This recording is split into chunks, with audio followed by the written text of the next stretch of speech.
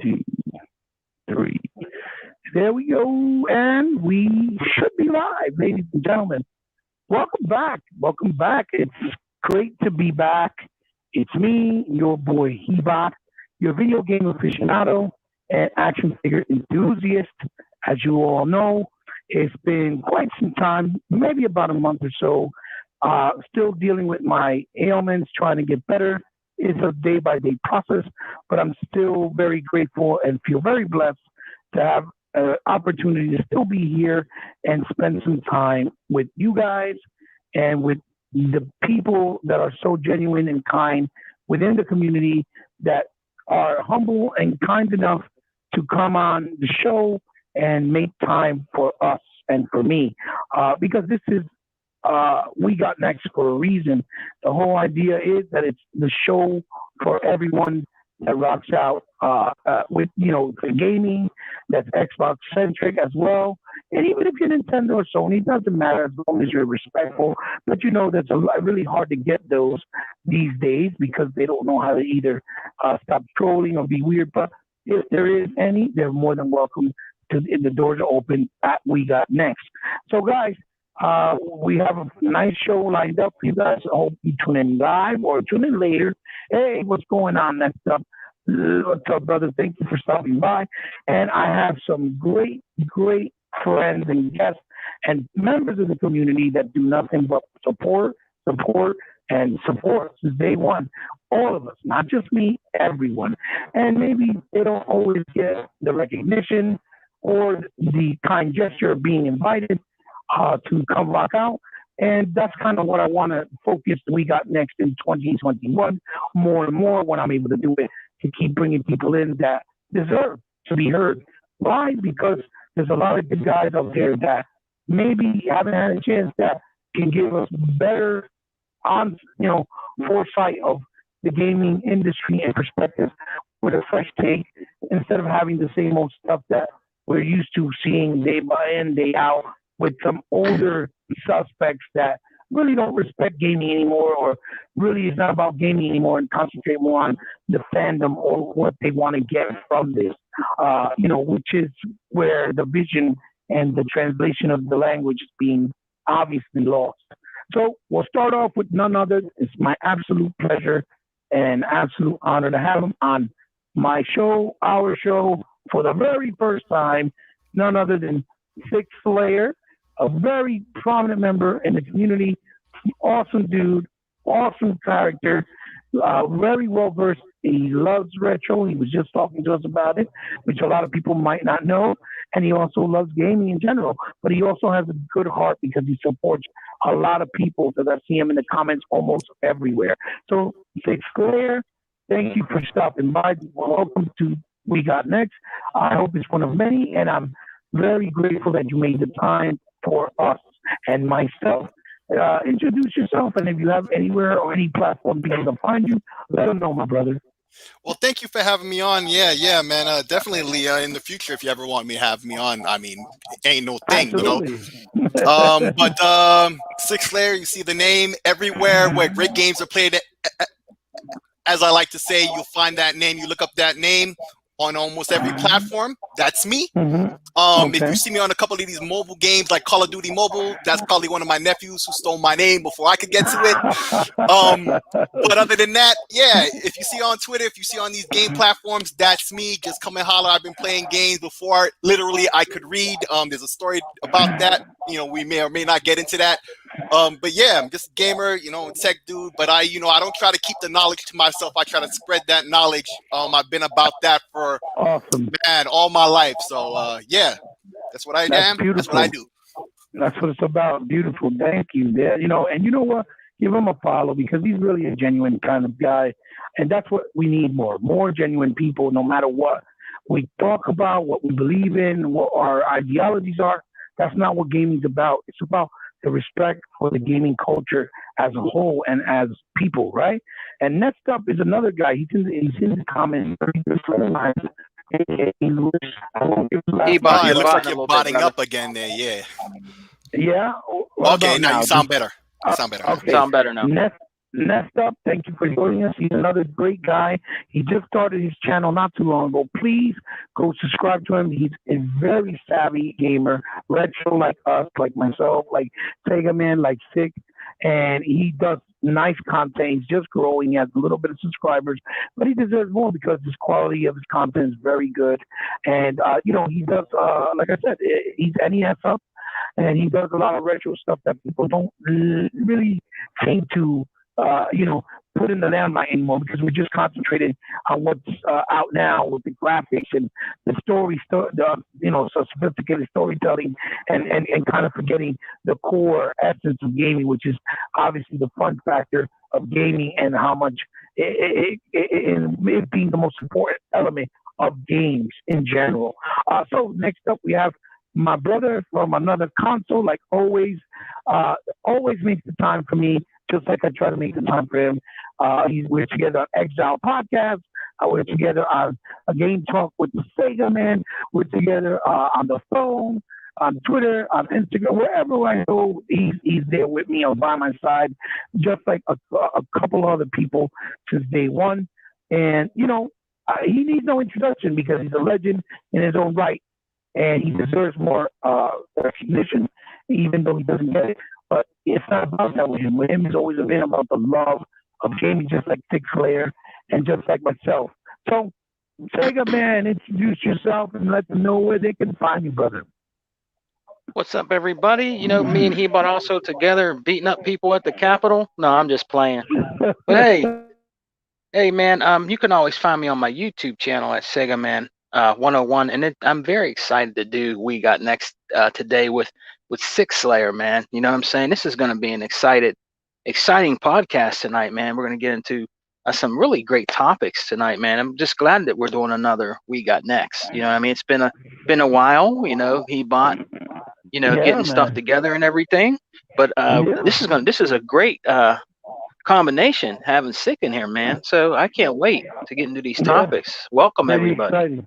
Yeah, pretty exciting. Oh, welcome to you. Thank you for being so humble and gracing us with your presence, brother. Every time you make time for me, I know it's something that it's not easy for you because you have a family, you have a lot of responsibilities.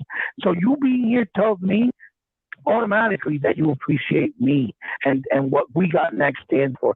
And that stuff, man, you don't have to say thank you at all, brother. I have so much love for you. You've been there since day one. It's the best that I can do, no matter what. And I'll do much more, and I hope to have you on the show also whenever you got time. I know you're also busy. So, guys, let's get in right into the topics because I had some topics, and, I always do things right off the hip. I just basically wrote down what I wanted to talk about. So if you want to call it topics, yes, it's topics. But basically, it's just what's going on within the industry, obviously, and my thoughts on it. And I want to get the thoughts of my fellow comrades that are joining me here today, too, because that's what it's about, talking about gaming. So the first thing I want to talk about is basically that the medium came out, and it comes out very soon, right? And we all know there's been a lot of controversy, people talking about, oh, why they're not talking about this game too much, or this game don't look like it's going to really be that impressive. And the whole time they've been saying that this game was only possible with the power of the Series X due to the fact that it needs more GPU and CPU power because it's running two engines in real time in the highest quality that it could possibly run. And then we come to find out they just released the specs for PC a few days ago that even on the PC is really demanding if you want to run it at the highest quality with ray tracing, ultra high settings, HDR, Dolby, or even Vision, 4K, and it is still 30 frames. There was no word of 60, and I'm assuming that's because of the demanding engines at the same time that it must not allow 60 frames run fluidly at the same time unless you have a lot more, sacrifice within, obviously, the texture or whatever the case may be. So the fact that we can run this game and play it on the Series X at almost the same equation for the price of a $500 console is absolutely amazing. And I think a lot of people miss that point, especially in the PC community. They tend to think that console gamers really care about a battle between PC and consoles when consoles have never been PCs, or vice versa. A console's only dedication is for gaming, as opposed to a PC is a personal computer. It's multiple things. You can actually make a PC and buy one that you doesn't play games, but you can actually upgrade it also whenever you choose to. So that's the difference. It's not dedicated for just that. So our argument and our defense, rather, it's not really an argument, has always been that we don't see PC as a console PC war thing, even though they can play a lot of our games. All we do is we play games because we love them and enjoy them. So the fact that we can play this game that's coming out that looks absolutely stunning with the composer of the original Silent Hill, it looks like it's going to tackle a different perspective in survival horror that hasn't really been done in a lot of cases. I think maybe one case that I can remember, but off the top of my head, I can't remember the name of the game. But nonetheless, very exciting. Comes out in a few days or a week, I think. The 29th, 28th, right? So last headline I read this morning instead of week, so it must be the 29th, yeah. Or the 28th anyway. Okay, the 28th. Thank you for that, Sig. So, Sig, I'll start off with you. What is your idea of the medium specs being high? What do you think? Do you think that's a nice vindication for all the doubters that try to say that Series X is not a capable console and that try to make it a joke? I mean, what are your thoughts? Talk to me freely, brother. Well. Let's just rewind back to not even about the medium, but about the drama that started more this morning, but it was based on a video yesterday from Digital Foundry about Hitman. Okay, so this is a good example of a game, that shows off the power difference between these platforms. Okay, early on with this new generation, we had games like Assassin's Creed and Call of Duty looking like they perform better on the PS5 despite the hardware advantage that's clear on the Xbox. And any sensible person who's not a console fanboy just trying to troll would obviously see these are just some early teething issues. And now with Hitman, we're seeing things in the light that they should be in consideration of these hardware differences. Hitman performs better on the Xbox Series X compared to PS5. Not that the game doesn't run well on the PS5, it does on both platforms, lock 60 as well as the Series S, lock 60. But you see the resolution difference in line with the relative power difference between them, right? And I feel like the medium is more going to be like another game in the vein of, in terms of the power requirements, in terms of Quantum Break and Control. This is going to be the next game amongst those where even on PC, you're going to have a higher end on PC to get a high quality experience, or you're going to have to cut that down. And, and so too should be with the Series S. It's going to cut down, but even these tech specs for the PC, I didn't follow the tech specs on PC. Even though I have a PC, I had intended to play this on the Series X. And now I'm looking at all these recommended specs and everything I see listed here from an article from TechSpot from yesterday, and all these recommended is at 30 frames. So I guess this game is 30 frames, and this is some high-end hardware here. Like, you have to have high-end hardware on PC to play it at 4K, but to play it at 1080p, now you could have a 1660 or a 2060 Super if you want to play at a 1440p at well, it says high, but I guarantee you it's going to be like a mix between high and medium. You're going to have to tweak certain things or turn off everything in the background to get the PC to run right.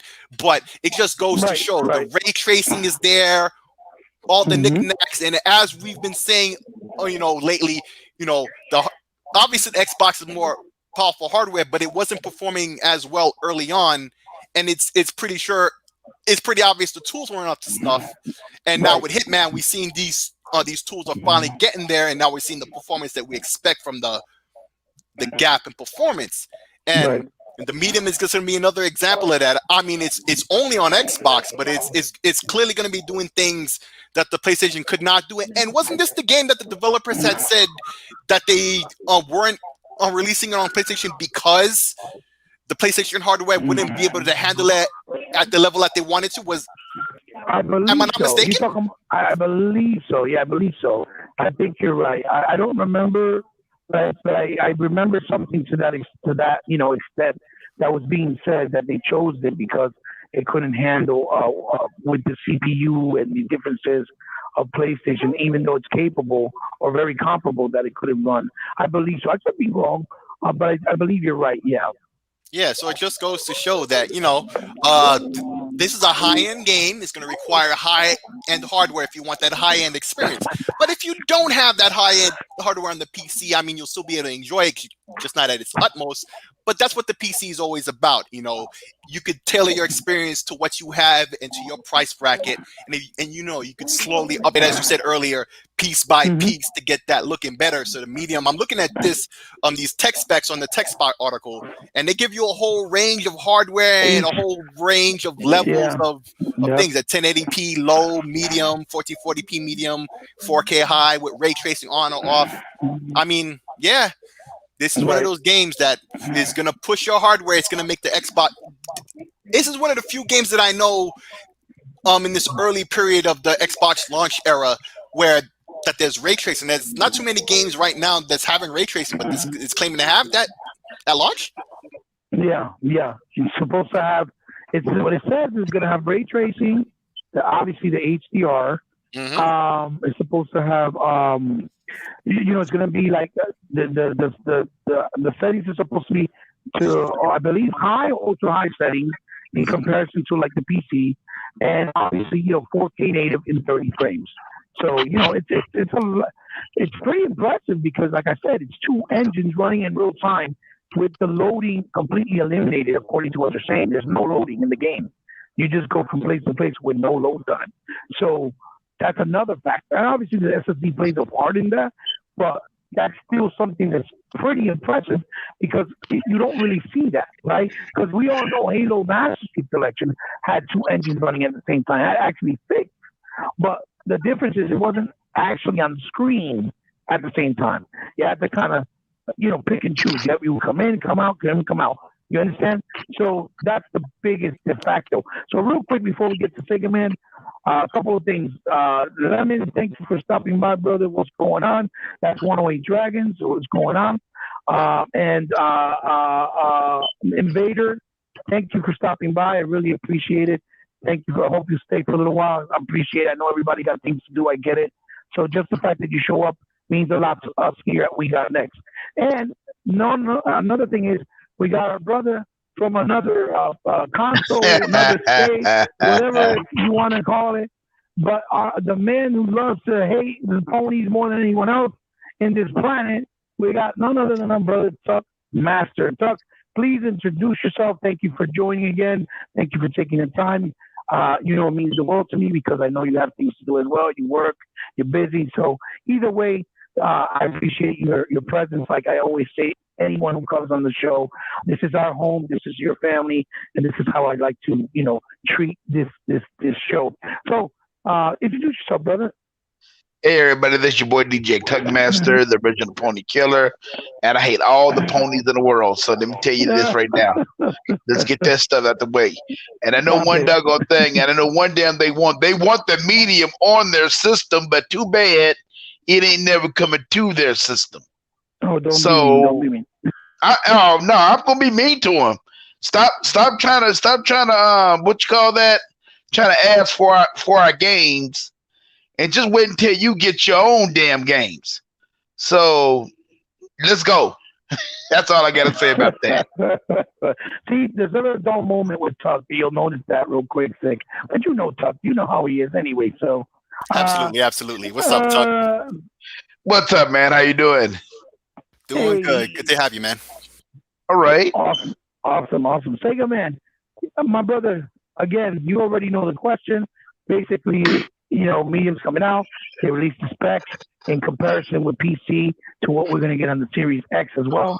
I think it's a very awesome thing. I think it's a victory for console gamers because it just shows the serious nature of what the whole idea behind the Series X was about. When Phil talked about putting us in the same playing field, obviously we're not saying, or I'm not saying, and we're not saying that that console will always be better or supersede PC. Obviously, anybody with a common sense knows that. But what we are saying is, for the price value that we're paying out the hip, especially when we have options like trading in our older consoles and only paying the difference. In some cases, we pay only like $250 or 300. I think it's more than a steal to play a new game this generation that has generation features that is a leap forward from what we got last gen, and in such high quality in the living room space in the home with a family, in the convenience and accessibility of a console. Obviously, what are your thoughts, brother? What do you think about it? Well, man, you know, man, I just think it's great. I've seen like the trailers on the medium, and you know, back when they first announced it, and it looks like a really beautiful game. You know what I mean? And I can't. When I get my Series X, you know, that's going to be one of the first games actually I'm going to purchase it. I know it's coming on Game Pass, but I'm going to purchase it, man. But yeah, like Six said earlier, I agree with him. You know what I mean? I think we're going to see really some true power. It's going to be one of the games that's going to actually show the power, I believe, in my opinion, of the Series X, man. You know what I mean? So I think people are going to be very, you know, like amazed by this game when it comes out. And I think it's actually, you, is it a two-player like that one game, Oh, Escape? yeah, like oh, you mean you're talking about You have to like use two people? the yeah, you're talking about like the way out, right? Yeah. No, no. Yeah, I mean, it's a single player experience. I don't think you play co-op. But what you're doing is you're playing as the girl in our reality, and then you're playing her in the dimensional world, or Yeah. if you will. I don't know if it's a dimensional, demonic type world, or a world where the dead, reside, or something like purgatory. I don't know if it's that, but that's kind of the gist of it. That's what mediums do. They talk to spirits that are dead, Right. and Yeah. they did a nice vlog video about it, everything, talking about the idea. They did the show. Remember when I think it was Patricia Arquette? It was called The Medium. It was the same exact idea, if I'm Yeah. not mistaken. She might be the wrong actress, but I believe it was Patricia Arquette. So anyway, we'll move right along. Before we move right along, we are being joined by the Hawaiian assassin, the one and only that can, talk so softly, but just keep making so much injury on you that by the time you realize you got destroyed, it's too late. You're done for. So we have none other than Sega Forever giving us our presence. My brother, thank you for showing up. Thank you for taking the time. Thank you for being a good friend and a good supporter since day one. You being here just shows me that you care and respect We Got Next and that it means something to you. And that's all that matters to me. Thank you for stopping by, brother. Introduce yourself and let people know where they can find you these days. Hey, what's going on, guys? Thank you forever here. Yeah, thanks for inviting me. You can find me actually nowhere. I haven't been really doing anything. Um, kind of in my games, but not really. Yeah, just thanks for inviting me. But No, thank you for being here. So we're going to go right into the topics because now we got a nice full house and we got a couple of topics that subjects that I want to talk about. Talk Master, let me know what you think, brother. Phil Spencer made a promise. He said, listen, I want to put my brothers on the PC spectrum and on the console spectrum on the same playing field. He said this quite a few years back. What he said was from the heart. It felt genuine, and obviously he showed us he meant business with the creation of the Xbox One X, which was the kind of like the foundation and the first entry into what they saw for the future for this next generation. Now we have Series X. So medium specs were released.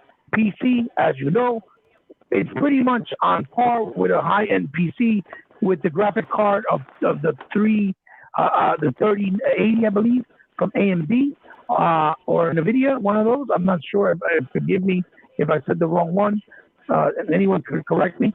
But the point of the matter I is, think it was the 2080 the or so. 2080. I think the highest, the running the highest, I think is 380, the 3080. I think, if I'm not Yeah, on mistaken. PC. I thought you meant like what the PlayStation is equivalent to. Oh, not the PlayStation, the Right. Xbox is equivalent to. But yeah. Right. Okay. Okay. Thank you for that, Vic. So the point of the matter is, we're going to play a really comparable version with amazing features, amazing quality on a console. How does that make you feel after all the naysayers and the doubters are like, oh, it's not a possibility, consoles are irrelevant, there's no reason, even though they don't understand that console gamers have a different mindset than a PC gamer. We like the accessibility, the comfortability, and the fact that, it's just where we grew up with on a console platform. So what do you think about that, Chuck? How does that make you feel? What are your thoughts?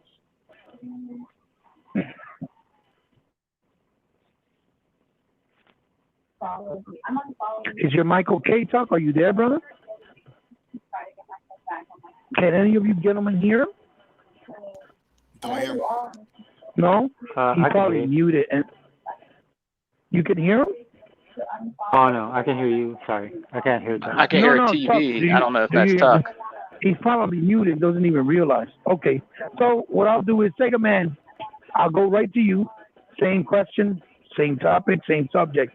Just, Phil meant business, and he did it very genuinely when people thought maybe he was just, playing the role, right? Acting as if, Mhm. acting as if, oh, he's just talking PR talk. For a lot of people, they thought it was just PR talk. But we've seen through the process, even though it's been a long process, and it's taken time of restructuring and rebuilding, but he's kept every promise to this point, which I know the last one is the games, and we will see them. And one of those promises that we're going to see now is the medium, one of the bigger games for this generation of consoles for the first time on the Xbox exclusive. They have a nice relationship with these guys from Poland, right? They're a Polish developer. They did games like Layers of Fear. They did the Blair Witch, which also were exclusive for quite some time, but then went to another platform. In this case, like Sick pointed out, they chose the platform because the PS5 doesn't have the right amount of specs to, basically run it correctly. Or with with less hiccups, I'm assuming, or without hiccups. So, and again, that's just an assumption from me and from us as gamers based on what they're telling us. So, what do you think about this? That we're being vindicated in many ways as console gamers, and that Phil kept his promise. Oh man, I think it's a great thing. After that bad spell we went through with Don Matrick, and then we get Phil Spencer. I just believe Phil Spencer, in my opinion. I think he just saved the Xbox brand, Mm-hmm. and he's really doing a lot for Xbox, and with PC being in it. You know what I mean? Right.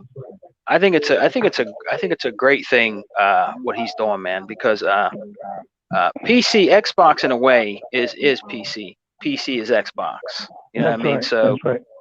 um, I just think it's a great thing what he's doing, man. It's not PR talk. I mean, when Phil says he's going to do something and feels like something should be right that he wants to do when it comes to Xbox, he does it. You Right. know what I mean? Right. So I'm very, very happy for the direction that Xbox has gone in with Phil Spencer. You know what I Mm-hmm. mean? And I just hope and pray that Phil Spencer stays with Xbox Mm-hmm. and keeps doing the things he's doing, because I'm very proud Xbox owner right now, especially with Nice. Game Pass and everything else, man. So I think it's a good job that Phil's doing, and I believe he'll keep up the good work, Ebot. Right. That sounds great. That's fantastic. Yeah, I think you have a lot. It's right. You're right about that. And now, so what about you, Sega Forever? What do you think, brother? Exactly what I asked before. What are your thoughts now that we're being kind of vindicated with the medium, showing that it's looking very promising for future games as we go forward this generation, my brother? Well, I think a couple of things. Like most people who talk about games or being gamers or experiencing games, I mean, I don't understand what the problem was to begin with because we've been getting a bunch of not just in volume, but the Right. type, the genres they cover, the quality. Yeah. So I don't really have a problem with Spencer at all, or what Microsoft has done. So the reason I don't have a problem is because we actually have games to play. So if you're a person that would complain about a library of Microsoft library games or Xbox, what it has, what it doesn't have. To me, it doesn't matter because the stuff that they have, I like. It would be a different story, like if we only had Halo and Gears of War and we're waiting on Medium. But right now, I can go to my Xbox, open it up, and play over hundreds of games, whatever genre I want, whatever type of game I want, whether it's AAA, AA, it doesn't matter. And the good thing about Xbox games, they have a lot of repetitive. So I Right. know the argument for some people is they're with a high quality game. The problem with that is you're waiting for a high quality game and you're just missing out on games. Right. Right. Something doesn't have to be medium quality just for it to be a game worthy of playing or worthy of purchasing, importantly. But as far as delivering on what he does, it doesn't surprise me. He's been doing it since he took over. He was doing it before that. Right. Right. I mean, the process is so slow. Yeah. I mean, it's for me like seeing what he's done, just his body of work. From where we were with the Xbox brand to where we are now. And I didn't have a problem with the Xbox brand before. Maybe I'm different. But I like the games we had before. Like I love Sunset Overdrive, I love Rise. I love all these games that he came out with, and I didn't have a problem with my Xbox. Absolutely. So Phil coming in, and he kind of took it to the next level. He's one of those guys that kind of takes everybody's criticisms and praises into consideration, and he tries to work from there. So it's not surprising to me that we're getting something as a medium. I mean, I'm not. I guess because I don't. I mean, I like what we have now. I'm not really like something that's going to be the greatest thing. I already assume it's going to be because you already said it was, and the guy's never let me down with anything he's done. So it's kind of expected, in my opinion.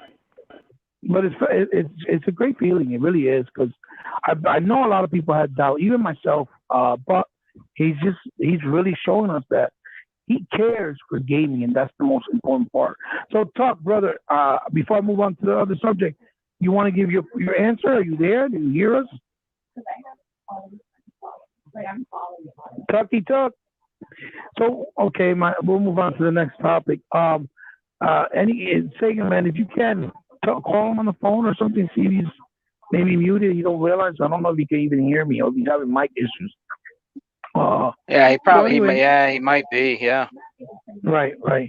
So the other thing I wanted to talk about, that I did a video on it a couple of days ago or a day ago, is that this seems to be like this agenda or this narrative that there's not enough women protagonists or representation or equality, quote unquote, in games for girls, right? Or with girls, right? Even though, since the very beginning, when we started playing, Pac-Man, we started to get representation with Miss Pac-Man, which is a female version of Pac-Man, right?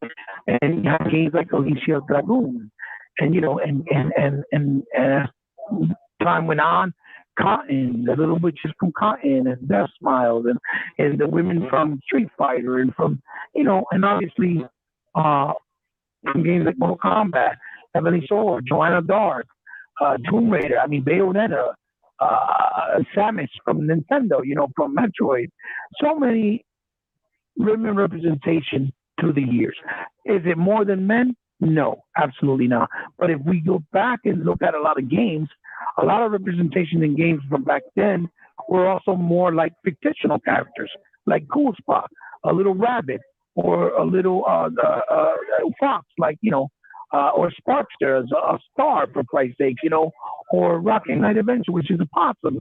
So it wasn't always just about men representation. It's never been like that. Even when we got games like, with Golden Axe, with Blade, and then or Blaze rather, and then with Streets of Rage we got Blade, and then we had Sonya and Pi and Virtual Fighter. Okay, you guys get the gist of it. Um, so I feel that that is something that is not really a reality.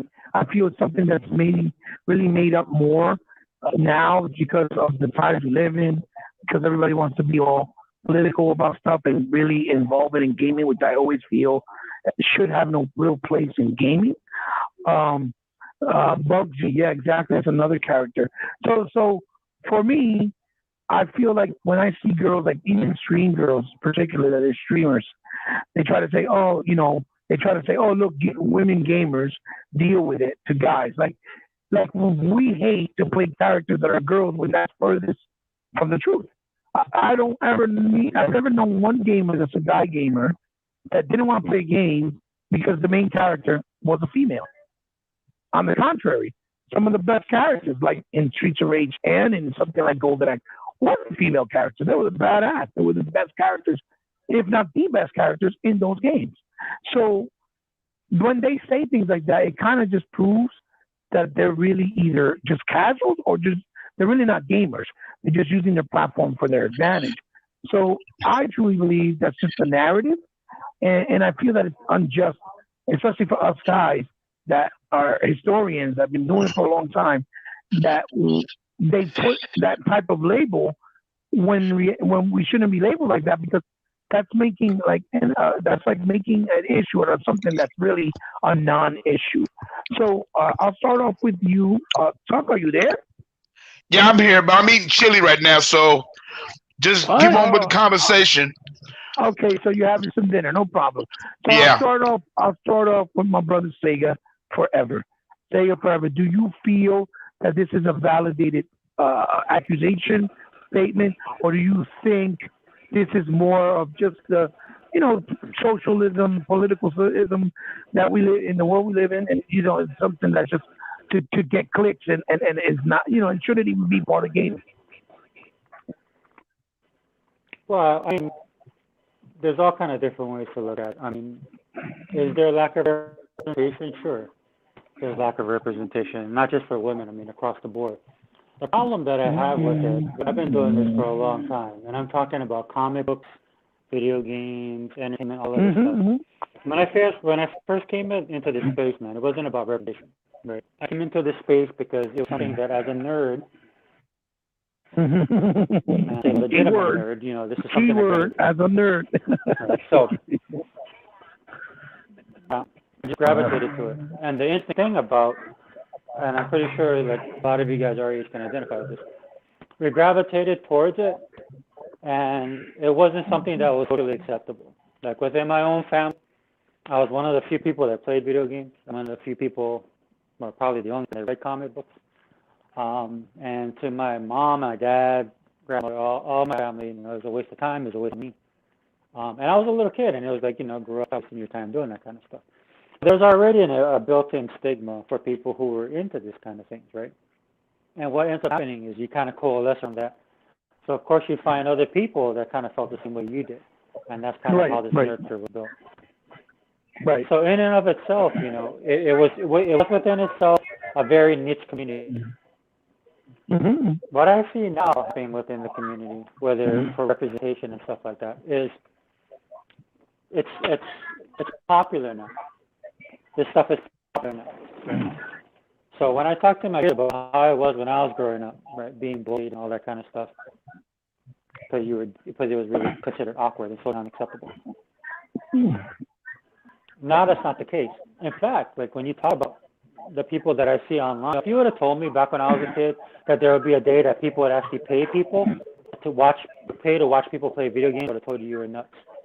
Yeah, exactly. Right. Great point. Mm-hmm. Right. It's like I would never in my wildest dreams foresee that you'd have an actual league of people playing video games that would watch any type of professional sport. I'm making a living out of it too.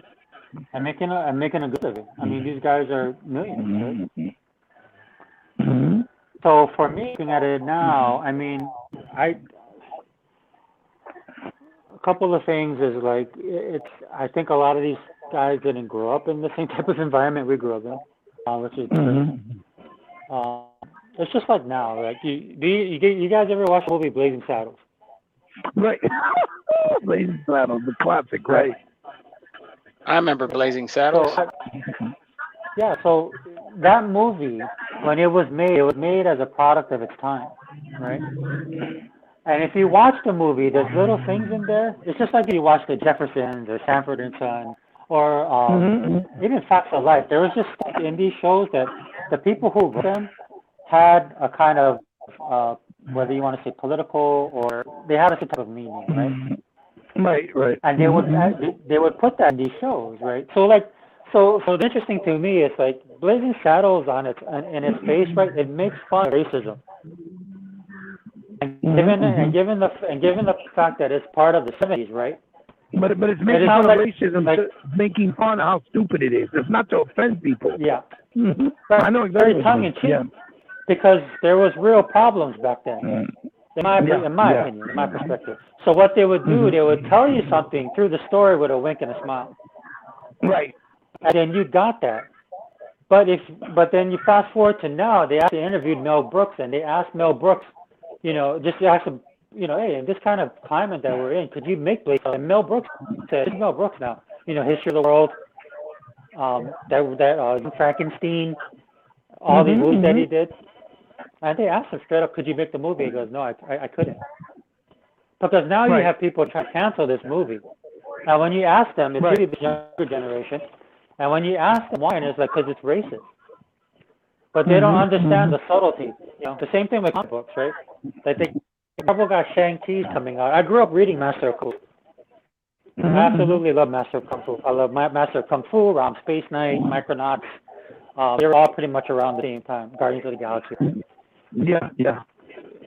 Right. And then the one thing I'm listening to people when they make this movie is like, to be culturally sensitive. Now, great.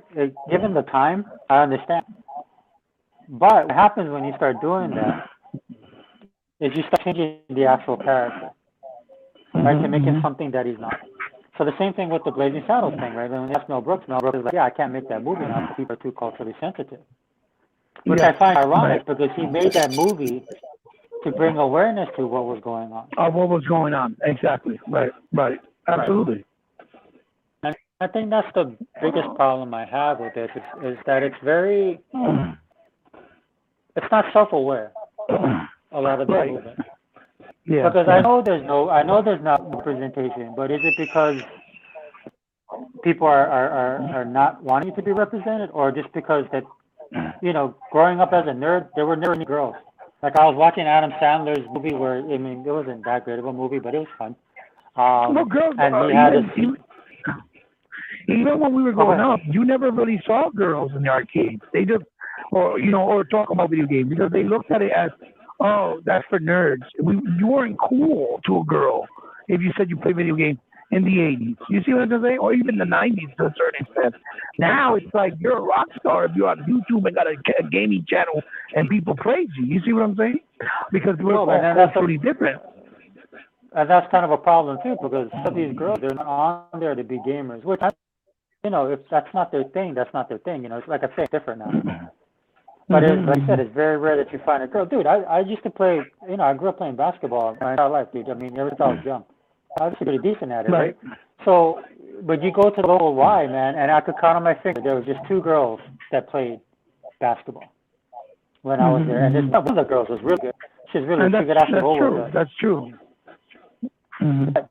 It was never a situation where, what I'm trying to say is, man, it's kind of long-winded. But what I'm trying to get at is that the genre alone of gaming and nerd culture in general is very niche in itself. So in other words, a lot of the people, and you guys know this, man, because Xbox guys, right? Xbox guys understand this because you can be hardcore to be an Xbox fan. Right. Nobody takes the abuse that an Xbox fan takes unless you're a hardcore gamer. That's just the reality of it, right? It's easy to be on the PlayStation time because you don't get as much crap, right? Yeah. So the culture itself, in itself is niche, man. It's not a popular thing per se. It's so popular now. Number one, it's accepted by society. Number two, it's $1 billion business. Well, I mean, So some everybody's of these gaming, but people, not everybody's a gamer. Right? I get it. yeah, yeah. I I get what you're mean, saying. and then, and that's one of the things. Like, so when I look at it, I don't look at it as a lack of representation. I think we are behind because it's not popular. It was just not a popular thing. Now it's popular, so maybe that'll change, right? Right. And then you see Okay. people doing that. You see people, women, different people, different cultures, and the kind of good thing about that is that you get their perspective. Unless you're Right. Disney and make something like Mulan, right? You know, that's just like a horrible movie because they didn't please anybody from China and they didn't please anybody with Disney fans. And that's the danger is when you start looking at things from that perspective, right? So, yeah, it's good because you can get different. I forgot what game you're mentioning to me that you played. Oh no, it wasn't you. I think it was Hundred. Hundred just Okay. did a game. I think he With put on Raji. Twitter. Raja. Ravi. Raji. Yeah. Yeah. Now, So it's I wouldn't say it's to play the game because it's like I gotta look. I don't sit here as a person and sit here. Look, I want to play this or watch this movie because it has A, B, C, D, or E, right? I see 100 playing it, and then it looks interesting to me. I like the premise of it, so I'm like, okay. And plus, I trust 100 like as far as his game, the games he likes. what he likes, He got right? similar taste, so I'll be like, okay. I don't even have to download it just because he likes it, and like I see, I'll just go buy it Right. Right. and take it from there. Right. So Right. look, if the complaint is that the representation is bad, then let's do something about it, right? But again, I don't want this thing to be like I don't want corporations taking a hold of this stuff and running with it, Microsoft. For the wrong reasons. Yeah. Or just to do the little pat on the back, like, okay, we hear you. This is what we're doing. Yeah. Make it organic, dude. Like, just don't tell me you like me, man. How about you make a path for us to go that way if it really concerns you? Look, bro, I'm Hawaiian, and I live on this island. I live on Hawaii, and I'm a minority on this island. Hawaiians are a minority in Hawaii. It's your island. I got you.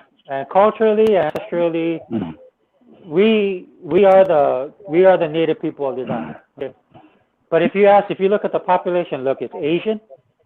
Asian's the big population here, and when I mean Asian, I mean like Japanese, Filipino, Chinese, across the board. Right. Then you also have Caucasians, and then we have other ethnic groups here, but they're like a small minority, like Hawaiian. Okay. And when I say Hawaiian, I mean Hawaiian. I'm not talking about like toenail Hawaiians or 10% Hawaiians. I'm talking about because to be a Hawaiian is very rare now. To be true born native Hawaiian, it's almost like Native Americans, right? I got you. Because there's a lot of people say Hawaiian, but they're not really Hawaiian. They're like mixed. Okay. Right. They might have part Hawaiian or a little bit of Hawaiian. But for me, it's kind of like, don't make it organic, man. Let it grow, let it foster itself, right? Don't do anything to hinder it, but at the same time, but that can be both ways, right? Don't throw stuff at people just to make yourself feel better. Right. Right. And it'll happen, dude. It's been happening. We've been playing this. We've been in pop culture for our whole lives, man. It's happened. It's been happening forever. Well, I just think it's expanding and it's getting bigger and bigger. I mean, we got the film coming out. The protagonist is, Kate was the main protagonist for the years that just passed. We have Aloy in Horizon. But the funny thing is when these people talk, or these girls, right? A lot of them, the first thing they'll say, Ellie from Last of Us or Aloy from Horizon. That's all they mention. They don't mention the classics, the originals, like Alicia Dragoon, like a Samus, like a Tomb Raider Lara Croft. You get what I'm saying? Or for God forbid, the little witch from Cotton. I forget her name at the moment. But the point is that they only speak for what they know because it's popular now, and what everybody pretty much follows. And they kind of give themselves away, but they want to speak on it like they're victimized and that they're the ones that are pushing it forward. And now it's acceptable when that's not even what it is. That's never been that way. So okay, so thanks. Okay, so I'll jump in the deep end of this. I'll just put myself up. Captain Marvel, right? Probably the only Marvel movie I can't stand. Right? And one of the things I did about it was because Kevin Feige is sitting over there and talking about interpretation for Captain Marvel. Do you guys know who the original Captain Marvel is? I'm not talking about the male. I'm talking the original female. She's a black woman. Captain Marvel was black. Yes, he is. Right. In fact, they're just included now into these storylines, right? So Kevin Feige goes on this big rant about how he wants representation, right? But they passed up on Scarlet Witch. Should have got a movie first, right? If you're following the hierarchy of how the Avengers should have gone, right? So they skipped her, that woman, right? And then they did Captain Marvel. They used Brie Larson, and then that lady is not Captain Marvel. She's a hybrid of all Captain Marvels that are in the comic books. That's why she's so powerful. Yeah. Which is Yeah. because they took time to develop the character, which is why she sucks, and I can't stand that movie. It's not because I'm chauvinist, not because I don't like women characters. It's just it's a crappy. Of all the movies that Marvel did, that's the first one that they actually did her, okay, with her. I understand she's an Academy Award winning actress, and you know they wanted to get her on board. I understand Hollywood business of it, right? But still, you know they took a shortcut, right? Where everybody that reads the comic books knows that the original Captain Marvel, and I know this because I grew up reading this. This Captain Marvel is Monica Rambeau. The story of Monica Rambeau is actually different in the comic book than what they're even portraying it in the movies. Now, I don't get hung up on it because Marvel doesn't really follow the formula when it comes to this kind of stuff. But if you're going to preach to me about being inclusive, right, and you see Scarlet Witch, Scarlett Johansson's character of Black Widow, and then if you're going to do a Captain Marvel movie, it should have been her because she's actually the original Captain Marvel, who actually led the Avengers. Who passed the mantle by Captain America himself in the comic book. Right. It's the same way that Torch got the mantle passed to her when she became the leader of the Yeah, it feels very it feels very hypocritical. Yeah, just like I was saying. You know. Yeah, I mean, it's a great answer. Like always, you know, very well thought, very you know, generous, very kind, you know, thoughtful ways of how you express yourself and what you're saying. And I agree with a lot of points. And I get what you're saying with your, compare and contrast to what other things are going on in other entertainment platforms. So I'm gonna go on to say, Slayer, Yes, sir. my brother. You know that we've come a long way. You've seen it. We've come a long way in gaming, very long way from where it started. And I don't think ever once somebody like yourself ever thought that a man or us gamer boys, right? Looked at a gamer like, I want to play that shit because I don't like it. The main character is a girl. We're seeing that we're going to have games like the upcoming Returnal, like the Medium, you know, like the Medium. Oh, my God. Heavily Sword, you know. And I really think that this is more of a non-issue that's being pushed just because they know it can create conversation, especially in the times that we're in. And I think it's a very kind of disgusting way to discredit us boy gamers, right? Without it being necessary, basically, is what I'm saying. So how do you feel about that? Do you really think we've never had representation about women with girls? Oh man. Yo, man, let me get into the deep end on this because everybody who's gone previous has already established, you know, a lot of the base points, so I don't want to have to, re-mention them. But as everyone was speaking ahead of me, you know, I was trying to formulate, what I wanted to say. Sega Man, actually not Sega Man, Sega Forever here, gave the point with Brie Larson, and I'm gonna give you a similar point with the Iron Fist show that was on Netflix a couple years back. Now, right just before they the show began production, they announced who was going to play Iron Fist and Sega Forever. Maybe you remember this controversy that was going on, right? That I know where you're going. Okay, so I'm going to mention the point of Iron Fist race last, but you know, the typical SJWs and all of that. So in fact, I retweeted a link to a video that came out on Twitter, not on Twitter, on YouTube today from Upper Echelon Gamers. Okay, this is a YouTube channel I mention all the time, and so this is the video. You should watch that video. If you look at my YouTube account, I retweeted about that earlier this afternoon. Okay, so you should keep that in mind when you hear what I'm about to say about these SJWs and the mindset they have and the flaws mentally that psychologists have already attributed to them. But back to this Iron Fist thing, right? When they announced that Iron Fist was going to be portrayed by a white guy, particularly early on, even before they officially named who it was, there was a rumor that the dude from Cruel Intentions, I forget his name, right? Yeah, But it yeah. turns Ryan out Felipe. Ryan Felipe. Ryan Yeah, Felipe, Ryan yes, Phillippe. thank you. Yeah, Ryan Okay, Phillippe. it turns out he's a practitioner of Taekwondo ever since he was in his teens in high school. He Right. competed. He still practices even today, right? He heaps up. He teaches. He teaches it in a dojo. He's taught his daughter. He has a daughter with Reese Witherspoon. He's taught her. So he still keeps up. And so when these rumors came out, it was going to be him. He would be, a good choice because he's practiced martial arts, and so it didn't turn out to be him. But there was an outrage that it was a white guy, and then Mhm. by a bunch of morons who don't even know that Iron Fist was always a white character, they automatically assumed that Iron Fist was Asian. The Right. irony of it, the irony. Right. And I'm gonna give you Mhm. another example that just happened a little bit ago before the show started. I was looking around on Twitter, because we got the list of the topics today. So I happened to see a hashtag that was trending. Twitter is over party.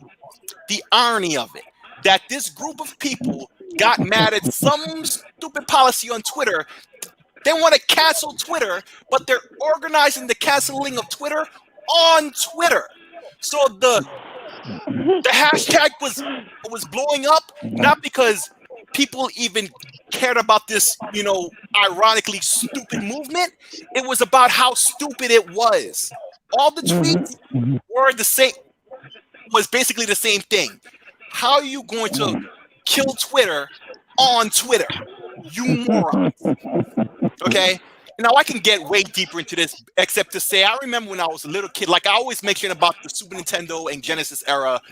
I was Mhm. one of those kids in the schoolyard, debating back and forth, right? And it was always childish mentality of it, okay? And I see it in the console wars today, right?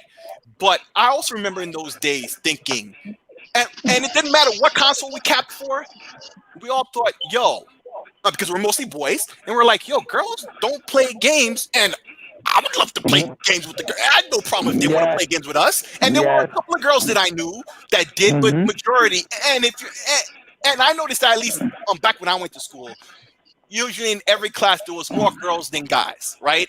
Like if it was a Mhm. class of 20, it would be 12 girls and 8 guys. The girls would always outnumber the guys, and it would be like one or two of the girls would play games and 6 of the Yeah. guys played games, right? And we're Right. like, Right. why is that? Like, if the girls want to play games with us, it's cool. When Street Fighter came out, that Mhm. was the Pac-Man of the 90s. It blew up, and everybody wanted to play that, and girls, guys, it didn't matter. And I remember thinking, because the gamers of that age were thinking, hey, now the girls are getting into it. But there was always female characters. You talk about Miss Mhm. Pac-Man. That's about as far back as you need to go to understand. It's been there longer than these people who are sitting there complaining about it have been alive. You don't even know Right. the history. There's this chick. I don't even remember her name, and maybe that's a good thing because I don't want to give her name no shine. But you know about her because she's got these giant earrings. You Okay. you already know the chick I'm talking about. She sits there and Okay. talks crap about gaming and about how it's bad for um there's not representation for women and all these untrue things, and there's like, for example, Dr. Pizza used to work on Ars Technica. Okay, if you don't know this guy, he used to work on Ars Technica and he was one of her supporters. But come to find out, and this is convicted. This is not alleged. He got convicted of child molestation, and there's a lot of dudes who was in that group of people who trying to rah with this chick, who have also been convicted of these things. So a lot of this stuff from these people are abject morons who do not know what they are talking about. They're just there for shine, for money. They will destroy whatever they don't care about just to make this money. And I'm sure a lot of you gamers know this chick I'm talking about, and I'm very happy. Like I said, I don't remember her name because I don't want to give her no shine. But it just goes to show the mentality of it is just childish. It's just moronic. Right. And when you say this crap in front of people who know the truth, you look stupider than ever. There's an old saying: you could be considered a fool or open your mouth and remove all doubt. And that's what these people do every day. They open their mouths and they remove all doubt that these people are utter morons who should not be listened to, don't know what they're talking about. And that's what, Right. and that's what it is. So all these things these people are saying, I don't give them 2 seconds of thought, man. I'm too busy playing games or, finding the next game I'm going to play. All right. Okay. Well, listen, so, Keep on preaching it. Keep on preaching it. Keep on preaching it. Nah, man, I could go a lot harder than that, but man, I think I need a drink. I'm a pass the buck to somebody else who hasn't spoken on it. Like, Don't worry about that. Because I'm gonna speak deep on that shit here in a minute. Because I got a lot to say about that shit. That's bull crap. So go right ahead, brother. Your time has come. The mic is yours. Go ahead. Talk. Say what you want to say, Tuck. Let me play this, okay? I grew up I'm a 60s baby, okay? I grew up in the 70s, 80s, 90s, and I'm here in the 2000s already. I'm 54 years old. Let me tell you right now, social media need to have their ass kicked for letting people like that on the air. Because back in the day when I was growing up, we never did think about, it's just like Blazing Saddles. Y'all brought up Blazing Saddles. We never did think any of that. I never did think any of that. I just looked at the movie, thought it was funny, but we knew it was some kind of racial thing in there anyway. But we never did think of it back. We never did think of it after that. Come on. The people need to take a chill pill, get the fuck off of social media, because us as real gamers, we don't have a problem with women being on video games. Look at all the women that've been in video games. I'm gonna give a good example. Tomb Raider 1, 2. I had never had no problem with the female character. You got The Last of Us.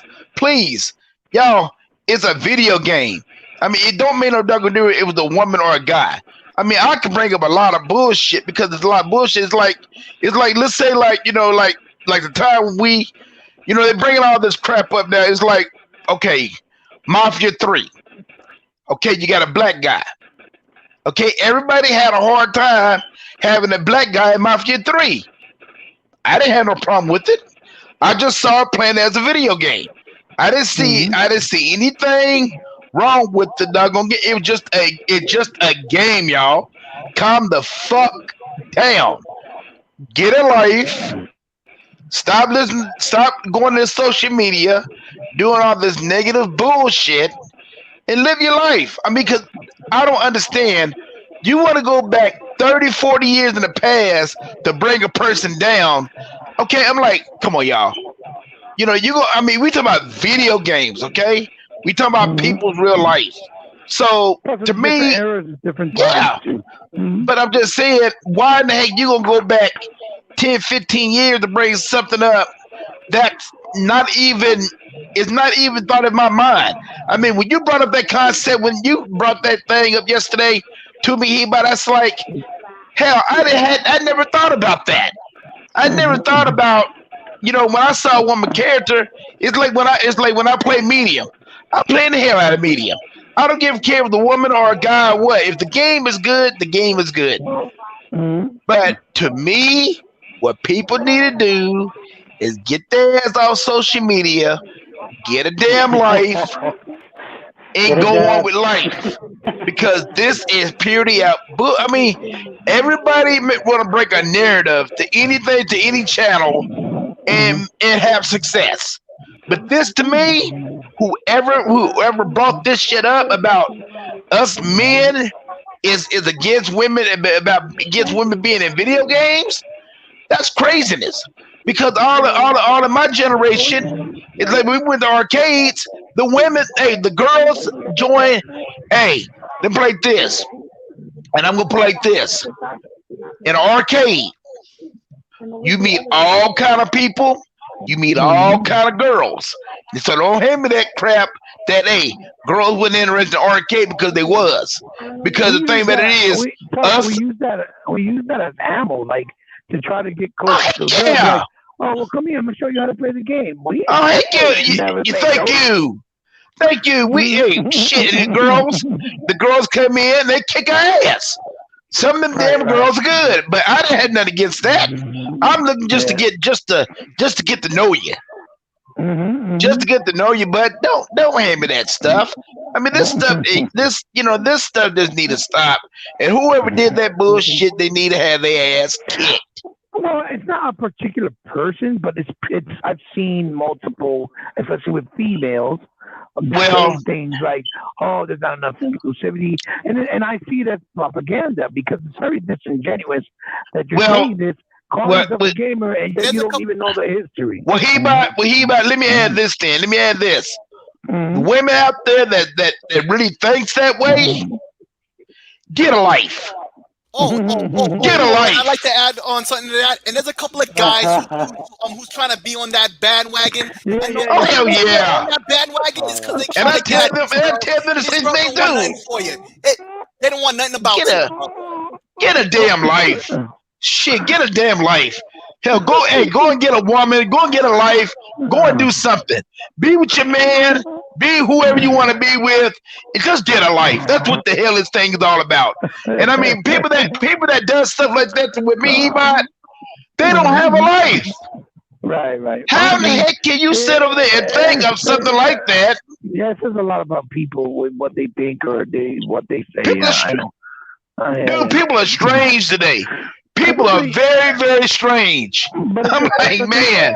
It's especially when it's not within reason. Like, you can speak on something, but if you could explain yourself, say what it is, why you think that way, and show, proof or compare and contrast with other situations, then okay, because at least you have a valid point. You're speaking from your standpoint, your point of view. It's right when they say it, and they really don't have no proof, and there's never been a factual thing, and they're just saying it. That's what it is because I'm a girl, so I'm gonna use my platform. This is what it is, and people are gonna follow me, and they do because they do. Uneducated people out there, and that's you ain't never lying. Like for example, when a woman can use her platform, show her body, right, indirectly, right, and she gets all these viewers and subscribers. But if a man curses or says anything that might sound too manly, right, for lack of a better term, right? Oh, he's a pig. He's a male chauvinist pig. He thinks women are a piece of meat or they don't have no respect. Get him out. You know what I'm saying? Or like you said, better yet, they got their bodies on the line, and they think that that's like, y'all get over it. Hell, you know what backlash you're gonna get. You know what backlash you're gonna get, and that's all it is to it. So, in other words, handle with the backlash and go on with life. Right. So go ahead, Slick. What were you gonna say? What were you gonna add? Yeah. And the one thing I noticed about a lot of these females is, and I'm gonna have to quote Chris Rock on this, yo, because they make this very confusing. They're busy wearing a whore's uniform, and they mad at us that we're confused. Like, come on. There's this one chick. I'm not gonna name once again, also because I don't remember, and besides, I don't want to put no shine to this.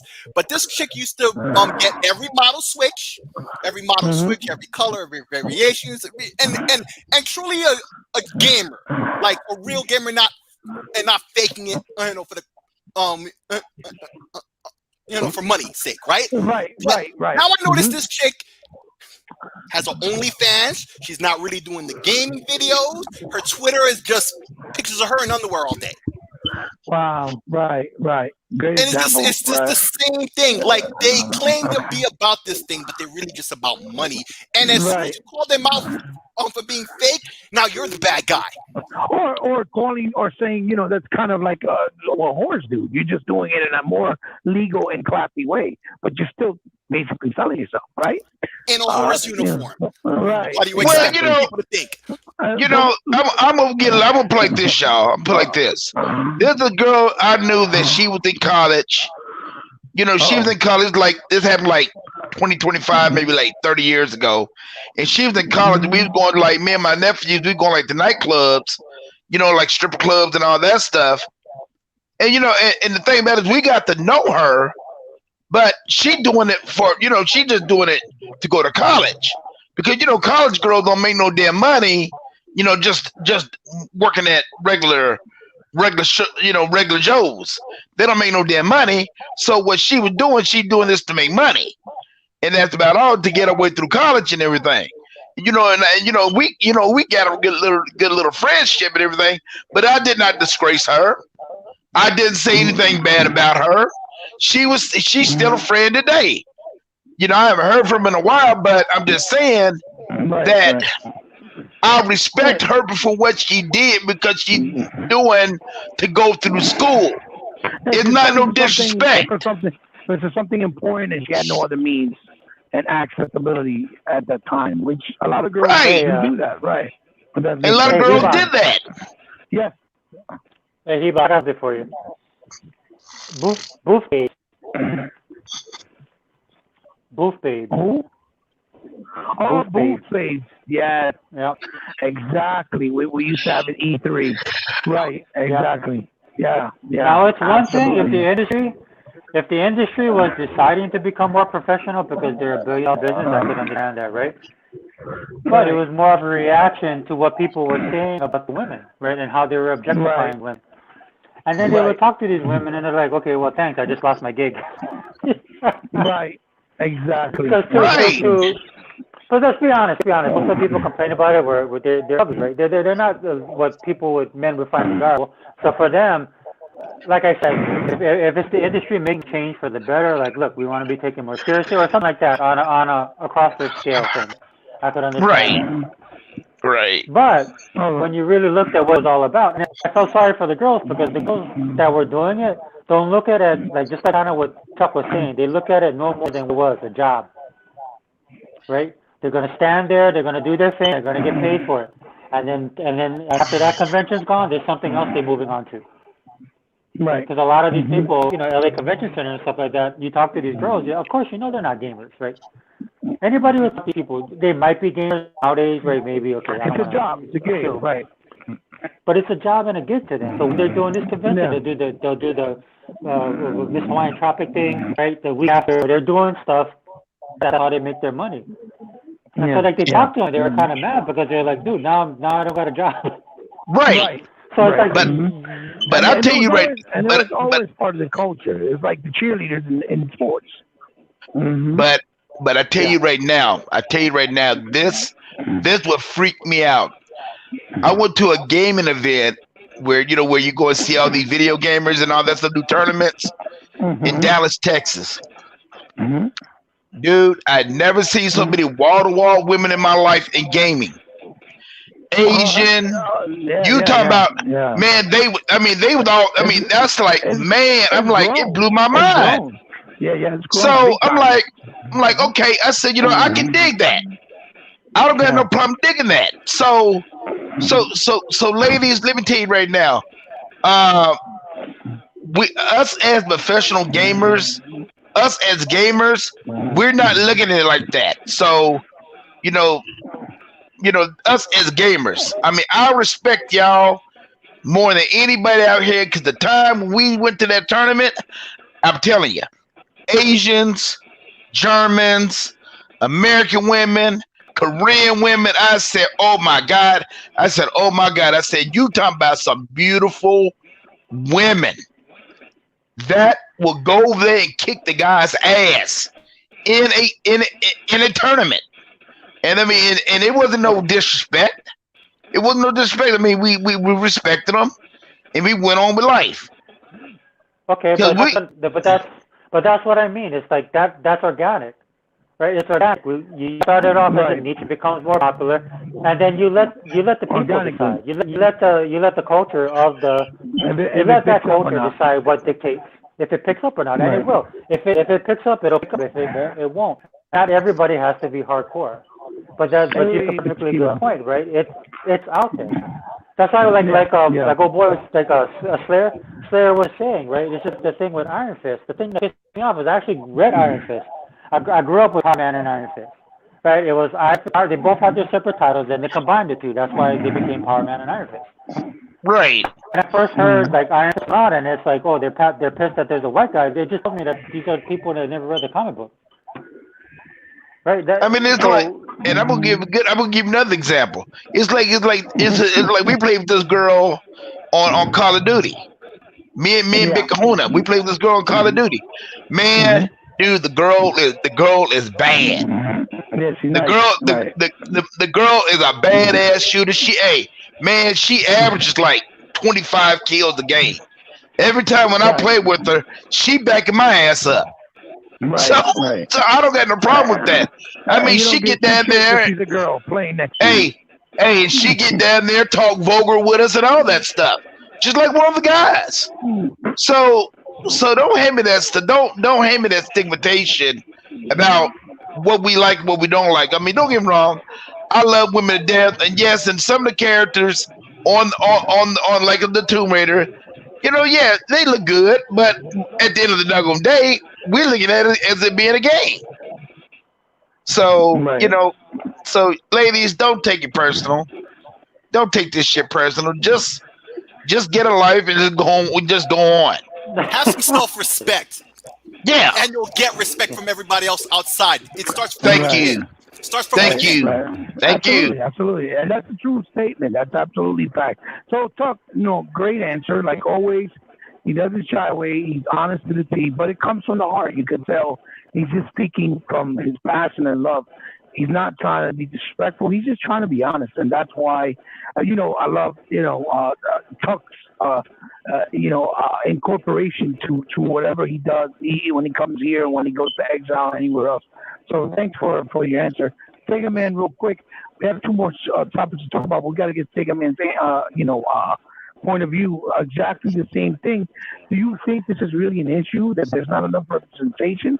We've done so far, or do you just think that it's exactly what the boys and the fellas have been talking about, and myself? It's just a matter of of foul movement just to bring attention, maybe in some cases, or maybe in a lot of cases, just because they know they can get away with it, as opposed to being some truth or validity to it. Because yeah, there's been lack, but I don't. But it's not that it hasn't been there since the very beginning, and I definitely don't think that someone like yourself either would have a problem not playing a game really, just because the protagonist is a female. What are your thoughts on that? Take it forever. Take a minute. Sorry. You know what? I don't have a problem with it, man. They had a problem with a girl being a protagonist on what was it, Battlefield? The last Battlefield game, right? Right, Wasn't I there a remember that problem with drama. that? Yeah, yeah, I remember the Yeah, drama there with was that. Yeah. you know, there was a problem with that, and I don't understand that, man. A lot of people didn't even know Samus was a girl in Metroid. That You was the know, surprise. Yeah. That was the surprise. so So I include my hey slick, and include myself, guys. When I played that, I didn't know until the end when she took her helmet off. You know what I mean? That it was a girl. You know what I mean? But I don't mind playing as a girl character, man. There's a lot of great girl characters out there, like Blaze from Streets of Rage. She's one of my favorite characters I yep. use. Yep. You know what I mean? Yep. Yep. So Yep. and I had a lot of girl gamers I played with.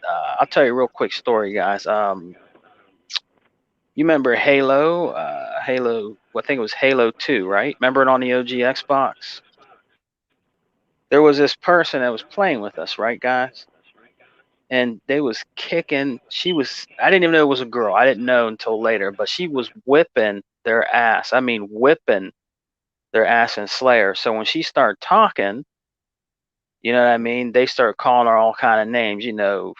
I can't really say it on our podcast. It was pretty bad because they were getting their ass whipped by this I, girl. right. I You think know I what I remember you mean? telling me the story. Yeah, I mean, she was destroying them. You know what I mean? So I said, shit, I'm gonna be on your team. She was destroying them, man. Oh heck And yeah. then, Oh hell yeah. I mean, and then after that, I found out she was in a girl clan for Halo, and I Oh talked to her. I'm yeah. talked to her. Yeah, I talked to her for a little while. She's like, "Oh, me and my other girls, we got a little clan going, and I think she was from Canada." She told me, and she told me that they got a little clan going, and they're going to go to like competitions and different things like that. And this was back then, you know what I mean? And she was tearing them up. You know what I mean? They were getting mad, "You fucking bitch," just all Yeah. kind of crazy stuff, man. Yeah, all kind of crazy But shit. Yeah. they're in Gears too. I play with in Gears. They be whipping your butt in Gears too. But there's always been girl gamers. When I was younger, I had a couple I knew that played games. You see some of them in the arcades. You know what I mean? Yep. But yeah, man. But with all this stuff with like different characters, like we were talking about. People have a problem with it. Let's see. What if they put it a lead character? What if they did this? What if next Halo that was a girl character? You think they'd be mad about that? If they got rid of Master Chief and it became a girl, you think they'd be mad about that? Probably If they made not. Halo like Probably that? not. Probably not. You Well, don't they think kind of so? were mad in it with Halo 5. We had two of them, remember? We had I two mean, in the squad and two guys. Yeah. Well, I don't think they'll get mad because they didn't get mad when they Miss Marvel. They changed Mr. Marvel into a female. You know what I mean? So I think Like it's their Kate. I call. think they felt a little funny about Kate. I think some people felt funny about Kate and Gears. I didn't. You know what No, I I mean? didn't But feel funny about it at all. yeah, but I think some people did, but I didn't care. You know what I mean? Because once I saw her character, I said, "Oh," this is the girl with her story. I said, Well, "Okay, that's cool." without giving out spoilers in case someone didn't play it, but the way she was implemented in the story just makes a lot of sense. So you get a more fond appreciation for her character, and once you see that be exploited and unravel itself in front of you. So Plus, they did a good job of they set it up really good in the previous game, to where it hooked the people because you understood there was something more than what they got said, even though that wasn't the focus. So that's the problem. So again, I'll go back to tomorrow. That's all that problem I have. A lot of this stuff, right? If it still has to measure. It still has to measure. Let's make Master a woman. Why? Like I don't know why. It has to make right. And it could be one of the coolest stories.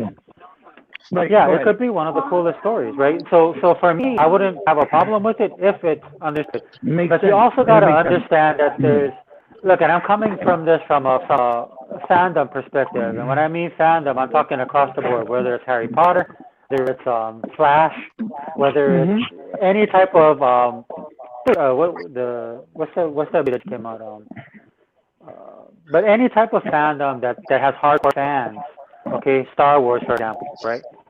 There's people absolutely losing their mind over the Mandalorian. I know I'm one of them. And okay, wait, sorry, spoiler alert. I don't want to say it because it is still relatively new. But anyway, these guys are writing and understand this kind of stuff. If the problem thing people have if they're just doing it because, right? It's like, okay, we lack representation. Let's make Superman a chick. Yeah. So one of the problems I have with that, me personally, is that number one. Yeah. Well, that and just for the representation. This is why I have the problem with the representation thing, because not only are you pissing off people that are hardcore fans of it, you also rob the character you're trying to create. Like, why can't you create? Was there a male Chun-Li before Chun-Li? Right. Right. When Street Fighter came out, was there a female? No. There was no male Chun-Li. No. It was just introduced. It was just Chun-Li. Right. And then the things about Chun-Li that we like in Street Fighter, whether it's her gameplay style, her look, and how they've changed the character over the years or the decades technically, right? So that's the problem I have with a lot of stuff, right? It's just a check mark, right? For me, I can't stand that because I like the lore, I like the mythology, I like to be able to get into it, to something and explore it. And this is why some of the fans get upset, because you're not giving them the ability to do so. And I think that's what set Kate's character up beyond that, because when you played was it 5, right? It was basically the dad and the son, but you had a little side story with her. Also, the character of Dell, they could do something with him, That's right? right. Absolutely. And make him have an interesting background. This is how this kind of Yeah, stuff you're works. right. You're right, Sega Forever. Yeah. Yeah. Like for me, one of just to get on the racial thing, right? So, like to me, Black Panther, right? When it came out, the reason why I love Black Panther and I love that movie is because it understands, it pays homage to what the character was, not just through the 70s Yeah. but through the 80s. But then the director Ryan Coogler is a nerd, Right. Right. which he says much as Comic Con. Dude, he stood on that stage and he looked at everybody. He goes, "That was me. You see back there, that was me. Like last year or 2 years ago, I was back there." Yeah. And everybody cheered because they understood that he would understood how to bring. Because you take characters that a lot of these characters that they try and upgrade and stuff like that. It is hard because they have to deal with a lot of the baggage that they had back in the day. Right. Right. Yeah, I like So to in jump that in sense, on this aspect real quick. Like there's a yeah. lot of like fake equality. It's so corny. It's like That's with what the he's Battlefield saying. one with the female character. Sega Man was mentioning that maybe he didn't catch the detail about that because the whole argument wasn't that there was black men in World War I, and that aspect was represented properly, right? But what wasn't represented properly was this, handicapped woman with a fake arm running around the battlefield, which in World War I it was trench warfare, so no, that didn't happen anyway. Yeah. Running around with a cricket bat, smacking people upside the head. Meanwhile, there were real women who fought in World War I, World War II, especially particularly in Poland. I remember when this whole drama was going on. There was Yep. somebody was talking about his grandmother fought alongside the tanks in Poland, and particularly in Poland, that there was a lot of women who fought in Russia, who fought for real. You could do real stories about real women who actually Right. existed Yep. and That's pay true. tribute to that. Instead of But no, you instead make of a making fake one up. animated thing Yeah. But, who'd be better fit in Fortnite. right. Right. Well, I mean, You know? it's like the same issue with Kay. A lot of people made it probably felt like they were trying to replace her or Marcus with her, for example, or Marcus' son with her, but they didn't even play 4, right? Because 4 wasn't great. That game wasn't great. It sucked, right? And so they're basing it on reviews, fake fallacy, whatever, instead of them themselves. They're giving themselves away that they're not real gamers. Because gamers don't do that. We judge our games by our own notion, not on reviews, ideas.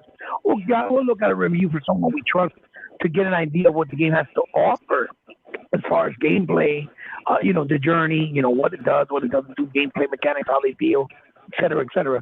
But we'll never judge a game ever only based on our own experience, right?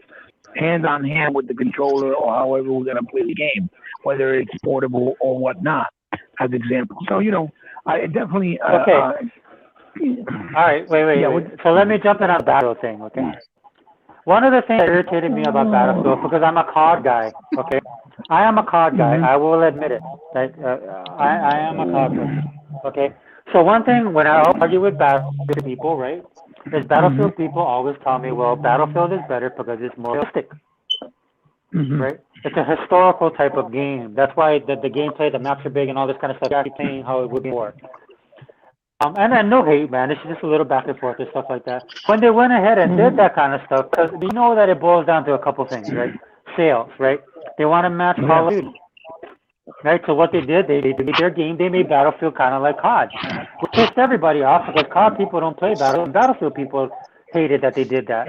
And then when you're a Battlefield person and you see some of the stuff that they're doing, and then you question these people, like the management of what they're doing, right? Because they feel kind of betrayed. Like, look, this is not. They want Battlefield to be the same way, whether you agree with that or not. That's my point. But you want Battlefield to be the same way, and then they try to make it like COD. And then when people complain about it, they turn around and tell them, "Well, don't buy the game." And guess what? People didn't buy the game. Yeah, right.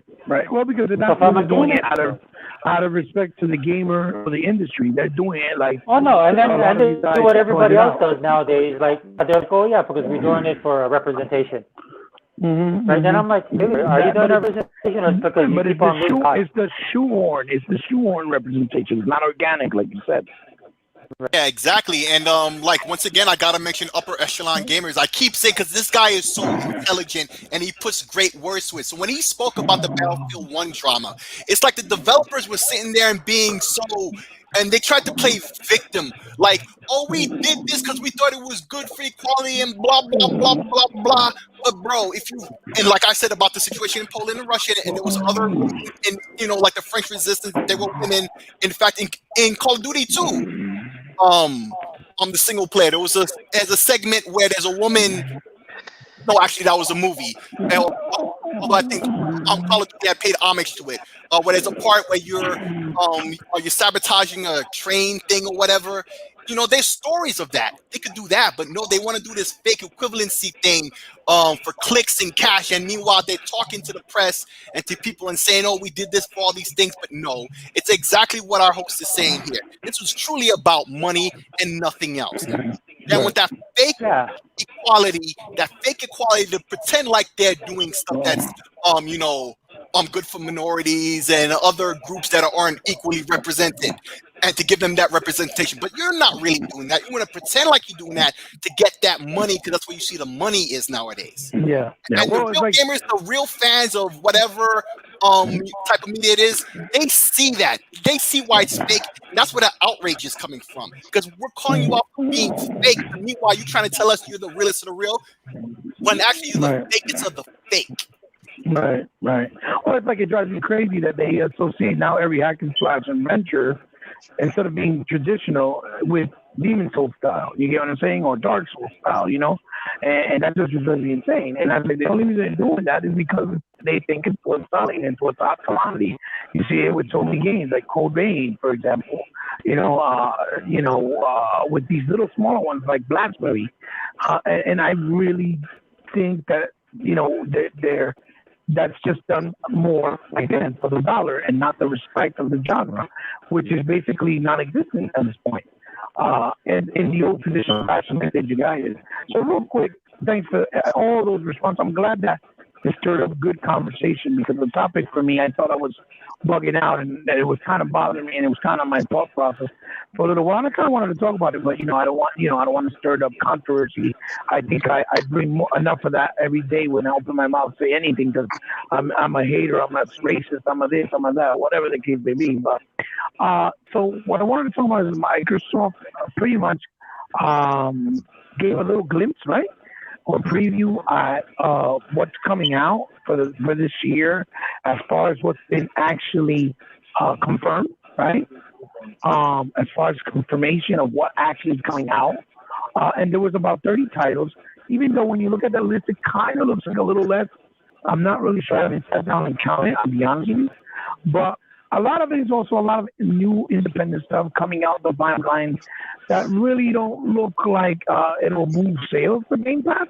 But it's nice that it's there, because it's one of those games. It's those type of games that you would be hesitant to just go out and actually buy with your money, because you don't feel maybe it validates the price, or you're not sure if you're going to get your money's worth, if it's too short, or if it's just going to be too kiddie-ish, or whatever the case may be, whatever your preferences are. But some of them were big titles. So we have, Halo Infinite, as you know. We have, Scorn. We have games, like Flight Simulator. Regardless of whether people want to think it's not big or not, it's big, because Flight Simulator has always been big as far as a franchise obviously in the PC space. And I think the console gamers are also going to embrace the game as well. We have the Gunk. I'm trying to think. Oh, the Medium, obviously starting off as well. And Crossfire, which we all know now that Remedy's doing the campaign. So for me personally, I'm really excited for something like the Gunk, because it looks unique, it looks different, it looks like what I consider the essence of video games of old school traditional style. But for many others, it can be other games. So I'll start off with you, Sega Man. I don't know if you saw the list. It is on Xbox.com. But what are you looking most forward to from that list? Well, I'm looking forward to another game too called Back for Blood. Okay, Back for Blood. Okay. Yeah, that might be You're good. talking about the You're talking about the one. Well, I think the ones they showed on that list are supposed to be either timed exclusive or console launch exclusive or flat out exclusive. And I think Right. that's why they mentioned it. So those are actually confirmed that they're coming out this year. And I know Back for Blood is the guys who did Left 4 Dead, but I don't know. We really didn't know about it, but I think it's supposed to come out this year as well. So what I'm asking, just go ahead, tell me what you're looking for. It doesn't matter. Well, I'm looking forward to one of the ones I'm really looking forward to because I like horror movies is Scorn. We're looking forward Okay. to Scorn. Mm-hmm. Let me see. Like you said, the Gunk. That looks very interesting. Mm-hmm. The Gunk. I'm looking forward to that. That's not going to be. Is that going to be just for Series S and X, or will it be on One X? I don't think they gave those particulars out yet, but I believe it's cross generational. Don't quote me. It's a possibility that it is, but I obviously will get all the bells and whistles because it comes out in Christmas time during the holidays. Excuse me, guys. For the Xbox Series X, obviously, or the Xbox platform, but I believe it's cross-platform. I'm not sure. I could be wrong. If anybody knows in the comments or any of you gentlemen here, please correct me. I'm not going to get offended. I just don't know. That's what the show is for, to create. What gave you to about the Gunk? Yeah, the Gunk. Mm-hmm. Well, it'd probably be on all generation platforms. Right, I mean, I'm thinking that it will be. I'm not really sure. So, but if it is, I'm loving it. As long as it's not going to PlayStation, I don't give a damn. So, oh my God, I don't give a damn. And that's as shallow as Tuck likes to be. If you don't like it, deal with it. Hey, Go ahead. Let's hope that one don't go. Might not go to Nintendo Switch too, man. I don't know. Yeah. Yeah, because that's another thing that I've been saying. So yeah, all right. So Tuck, I mean, what are you looking forward to? Have you seen the list? What are you looking forward to from the list? Like, are you excited for Halo? Are you excited for more than anything for Scorn? I'm talking about the bigger titles. We got some smaller titles there that people probably don't even know the names, like the deer game with the deers, and they got one that's like with a car that's like Left 4 Dead. I mean, like State of Decay, but you're in a car mainly. So, well, like I said, I'm gonna support every Xbox game. It don't make no damn difference. Some of the smaller titles I will be interested in. Ain't no doubt about that. But let's get this off. Let's get this straight. Halo, most definitely buy. I'm gonna buy that day one. The Gaunt, I'm gonna get it. The Gaunt, that looks damn good. That looks very interesting right there. All the big titles, I think I'm gonna get. I don't have no problem with it. But the main thing is that you hear all these damn people talk about, that Microsoft, they got these little indie games coming in and all that stuff. But there's only one thing about it. One thing I give Microsoft, at least they try to give these little developers a chance to shine. So let's just get that off the bat, okay? And I'm getting, and I get so tired of people talk about, Xbox don't have no games, but y'all still want all our games. Right. Y'all signing out petitions and all that shit for our damn games and all that stuff. I'm like, man, please.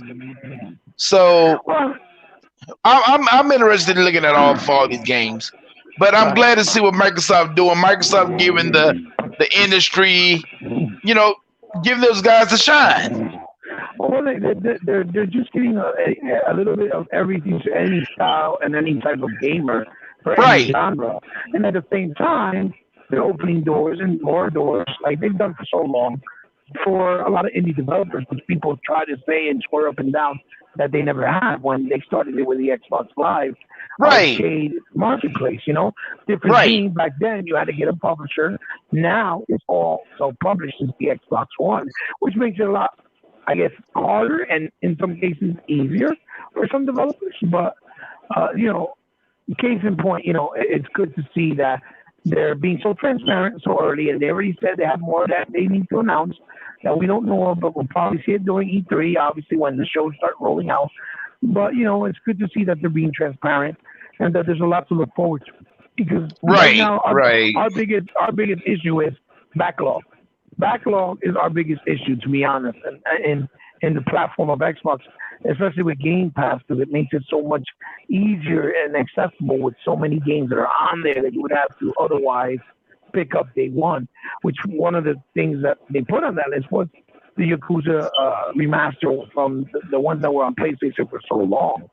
We don't have to really pay out of pocket right away. We could just get Game Pass, try them, and if we don't like them, then we don't buy them. If we do, we could buy them, and if we could just want to play it off the service, we could do that as well. Which is Hey, which is Hebot, great. Yeah, I just wanted to ask you and the fellas on here, man.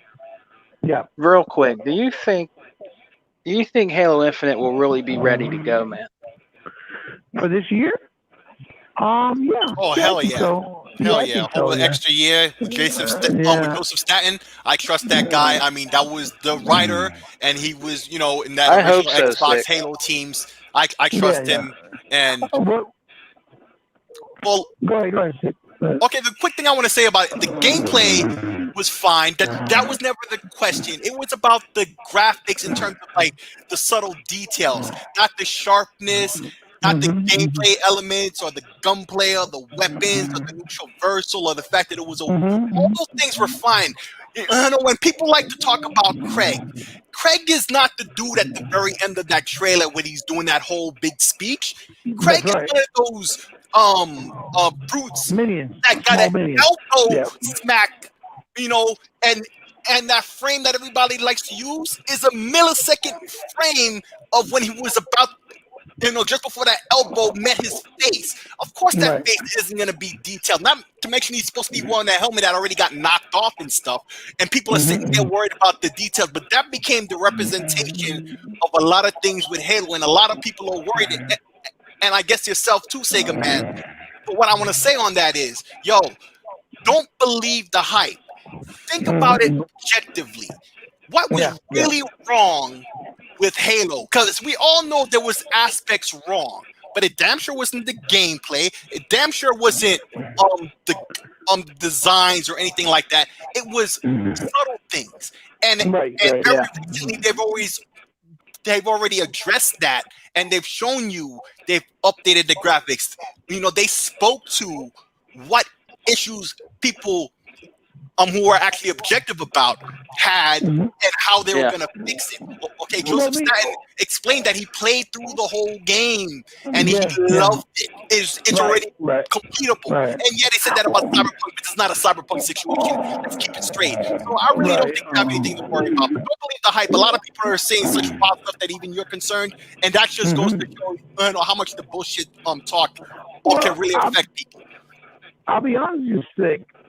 My opinion of that, I feel it's the actual hardcore fans that were at fault because of Halo Infinite. And let me explain. It's because all you kept hearing was Halo 5 was too different. It don't feel like Halo 3. It don't feel like Halo 1. It doesn't feel like Halo 2. They want that more simplistic look. When they fail to realize, right? When they fail That's to really realize one yet. In the least amount of time. that was different times, different hardware. There were limitations. There's reasons why it was like that, right? But once it got evolved, because I think 314 did an excellent job, in my opinion, with Reach, with actual Halo 4 and 5. I really think they did a really good, genuine, good job, and they were trying their best to appeal. I think what Halo Infinite's release was that the too many backlash from the hardcore saying, "Oh, if it's not like this," they were so afraid to making a mistake, like they got so much slack from 5 that they just hesitated and say, "You know what? Let's push it back and give ourselves another year." But again, and that being said, that was also the situation that the game wasn't finished. It was still in its early stages. It was an old build. You get what I'm saying? Even though they've been working on it for 5 years. So I don't think we're going to have a problem with that. I think it's going to actually surprise everyone. And I think we're all going to be happy. And I don't think it'll be delayed. What I do think, though, is we're going to have a difference of approach as far as how it's going to release. I think that it's a big possibility that we might get the game campaign obviously in the holiday season, right? And then the multiplayer aspect, since they already confirmed that it's supposed to be a free to play approach, we'll probably get a little shortly after that as a separate thing with the details and whatnot. So that's how I think what the biggest surprise would probably be if there's any changes with Halo this year. So it's like, since you were on the subject, what's you from that list? We got some big ones and small ones. It doesn't matter what it is. What's your most anticipated from like Crossfire, for example, Halo Infinite, obviously the Gunk or even Scorn, something like that. What do you look for medium? What are you looking for? I'm just gonna have to skip on Halo. Halo is Halo. Yeah, I mean, what more can I really say? Of the games that I wanted to play when the Xbox Series X came out, and I was anticipating playing at launch, was Halo, and then a little bit later on was going to be Cyberpunk. They both got pushed back. Now I have Cyberpunk. I love Cyberpunk. I'm one of those ones who not having that many issues. I'm loving it. I have multiple save points at key moments where I get decisions, so I can go back and play from that point, make the different decision, and not have to play all the way back from ground zero. I'm loving Cyberpunk, and there are other people having other issues. I understand that. I understand you are. I understand truly this issue. So Cyberpunk and Halo, enough said about those. But one of the first games that I know that I'm interested in is The Ascent. That game looks fabulous. Nice. That game looks fabulous. It reminds me of Baldur's Gate, Dark Alliance 1 and 2. There was Path of Exile, I think, was a game that was also in that genre. There was one more game that Song of Iron. Thank you. Okay, I love those games. I love those games on Xbox because once again, even with the original Xbox, it performed and looked better than the PlayStation. That was always a part of the Xbox identity from day one. So The Ascent, looking great. Crossfire X, I'm not so concerned about the multiplayer. The multiplayer's already been out. I've heard some talk here and there. I've never cared about the multiplayer. But the single player, sign me up. That's the first FPS campaign that's going to be on my Series X that I'm going to be playing as such. There hasn't been a game yet on the Series X, in terms of FPS, that I've really been waiting on. I can't even name any games in that genre that's on Series X that's been released, since the system's been out. I don't even think there's been any. And if there have been any, I can't even think of any. So Crossfire X, definitely. There's a game that's like, there's also Exo Mecha. I'm a big Mecha fan. Gundam, Macross, Robotech. I'm a licensed aircraft mechanic because of Robotech back in the day. Mecha it sparked my love in aviation. I went to aviation high school in Queens, New York. Okay, I have an FAA license in airframe and power plant, and that happened because of Robotech, and then movies like Top Gun, Iron Eagle, etc. So the Mecha thing, I'm all about that. The Gunk isn't my style of game, except I see that game is looking drop, and if you love that type of platforming game, boom, that's good for you. And Exo Machina, I think it's called, right? Or Exo Machine. It's very reminiscent to, Exo Mecha. It's very reminiscent in style and look to Mecha Soul in a lot of ways as well. Indeed, which is also coming back to RTS. Well, not RTS games. Actually, I think it might be. The next one is coming in console exclusive to Xbox. So Mecha Soul, after you mention that, okay, that's another game. Although that's a little later. The medium is Scorn. Yes. Okay, Stalker 2, there's another one I was going to mention. Oh, yeah. Another hot game, although I think Crossfire X is coming out before Stalker. So if Stalker came out first, that would have been the first FPS game that I really would have played. But I think Crossfire X is coming out first. Okay, the medium is Scorn. We've heard all about that. Okay, Flight Simulator. I was on GRG a couple months ago now. I said, I'm downloading the game. I got my VR headset. I finally got my adapter for my then recent video card purchase. and I'm anticipating playing the game in VR to come to find out that at that point the VR support wasn't there yet, and it is Okay. now. And I've yet to play it. I'll be playing it on the Xbox. That's another game. Okay, Psychonauts. Okay. I never played the first one, but a lot of people love the first one, and they Very good already game. seen a lot of things from the trailer that implies the second one is gonna be dope. Right. Okay, Shredders.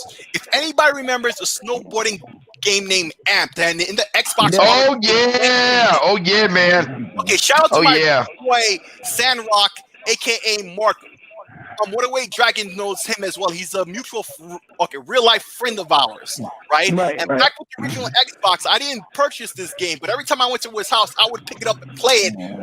So much so that he gave it to me. The copy I own now was the copy he gave to me. I still own that. The second game was 720p on the original Xbox in like 2003, 2004. Okay, remember the original Xbox was doing HD and 5.1 surround sound. That was the big boy status stuff in those early days. Okay, okay. And that's the game I'm looking forward to. And if you notice, I'm giving you games in the order that they have them in the Xbox article because there's so many games I can't remember. Here's another game. Okay, Song of Iron. I didn't even know this game existed. I'm looking at this article now. A top-down action RPG. Oh, okay. We were just talking about the Baldur's Gate games. Mwah, you got me already. Okay, and then there's the Warhammer game. That's not my type, but it's 4-player co-op. This is a different type of Warhammer game. I think I might mess with that because it's 4-player. And I love the games that they're all coming. Yeah, they got gameplay. It looks good. They got gameplay of it. And hey, can I add to this? Can I add to this, Rick? This one thing I want to add to this. This one thing I want to add to this. Go ahead, Chuck. Okay, we talking about 30 games that Xbox already announced that's coming out exclusive for the Xbox, right? So let's talk about it's time exclusive or launch exclusive and full on exclusive. It's a little bit of everything. I played this. It's exclusive. Okay, so let's talk about what Sony gonna do. They haven't talked about shit, so we ain't worried about them. So y'all just keep on. I hear your Bari and all them talking all that noise. Just keep on just partitioning for the Xbox game like you did the first other generation of the Xbox, okay? And I mean, just keep on wishing for the little games that you do got. So, I'm just saying. I mean, I'm just saying, y'all. I'm just saying. I think he's botting again there, so we can't really hear what you're saying. Yeah, we hear you, but you kind of cracking up. You kind of botting. The biggest problem with fanboys of That's Sony, bad, man. Yeah, you botting. Hey, I mean, that's the way I feel about it. I mean, I don't, like I said, I'm an Xbox dude. I bleed green, and I sure don't bleed that little pathetic ass PS5 crap. Yeah, we hear you now. Yeah. You sound good now, but Tuckmaster, I mean, if you want to continue on, because I was at the very end then when you chimed in. So if you have any other games you want to mention, but like I didn't even ask him. He just went straight to the Sony jugular. Yeah. I just bleed green. Well, Chuck, look, what I was going to say is the problem with the Sony fanatic, right? Not the Sony fan, the Sony fanatic, right? Because there is a difference. Is that they don't care if they'll get, let's say, smaller games like Baldur's Gate style, like a Cuphead style, like a Gunk style. They only want to glorify and care about what's a AAA, high presentation. That's it. Prestige That's right. All the prestige and clout titles. Yep. Right. High movie quality. That mocap from beginning to end. Even if the gameplay is a snore fest, even if the gameplay is lackluster, that is the problem. And that's why I feel that the brand of Sony as a whole, they don't ever feel the urgency, right? To say, well, we need Lakers more of these. win. We need more of these diverse games because it makes more diversity not only within our platform but for our audience, and they don't see it that way because they keep getting glorified for the same formula over and over again. So before I ask Chuck, before you tell me what else games you're looking forward to, next up, still here. Thanks for being here. Still with us, brother. I want to give a big shout out to Wild Horse, Emmanuel A1. I want to give a big shout out to Mr. Kima, and a big shout out to what's his name? Oh my God, I just seen it. He was here earlier. Oh, Jazz Mr. Bez. Kima. Mr. Jazz Bez as well. Thank you for showing up and giving us support here at We Got Next. I really appreciate you guys taking out the time. I know we're going a little long, but I hope you're enjoying every minute of it. And that's what counts, the support. You guys, thank you. So what else are you looking forward to from those that Sick mentioned, that I mentioned? Yourself, what's like maybe your most anticipated talk? As quick as you can so we can get to Sega forever and we get to the other topic. Well, I'll play this, y'all. I'm gonna give shout out to Mr. 100 for bringing out that one game that he's talking about. It's the indie game. That game, like this, man. I bought that game. I mean, I had it when it was in the demo. Yeah, Raji. Let me tell you, man. You talking about beautiful? That is a beautiful game. And if okay, here we go again. It's a young lady going through her story, and it is a beautiful game. I mean, man, it's just that. It's for indie game. It looks beautiful. But now getting back to what I'm, get back to the games and all that stuff. I'm really looking forward to all the Xbox, all the Xbox exclusive games, and that's basically about it. I'm not stuck in Sony. They petition asses and all that stuff on our games now, and all that stuff. So they can go ahead and just bite. They can bite it as far as I'm concerned. I just don't like nothing that Sony got to offer. That's it. Especially with the damn ponies. Especially with the pony, I just tell you like it is, man. I don't like them. Hey, listen. He's gonna be real mad at me that eventually I want to get a PS5 when they're not overheating. Oh! Let me add to that. Okay. Now here we over here. Here we over here. I'm gonna tell you. Like I already told he about the story. The young lady at my job and all that stuff, her son want a PS5 and all that stuff. Okay. Now he already got like $175. He's already saving up for it and all that stuff. And I'm telling her that all the bugs that the system got, but that was a while back. Okay. Now all of a sudden, she said, well, are they still having all these bugs? I said, yes, they are. And then the first thing her son, she said, well, her son said that, well, I can go ahead and deal with all the fan noise because his friends got the PS5 and they got having all kind of, hearing the fan issue and all that stuff. So she went on and told her son. Her son said, well, I can deal with all the fan issue. I'm not gonna listen to it anyway because I'm gonna have my headsets on. So his mom just told him straight up, now if you're looking for me to come out of $400 some odd dollars, I'm not coming out of that for that PS5 and it's having all these bugs. So what I told her, I said those are not bugs. You can't fix hardware issues. You can't fix it. That's a hardware issue.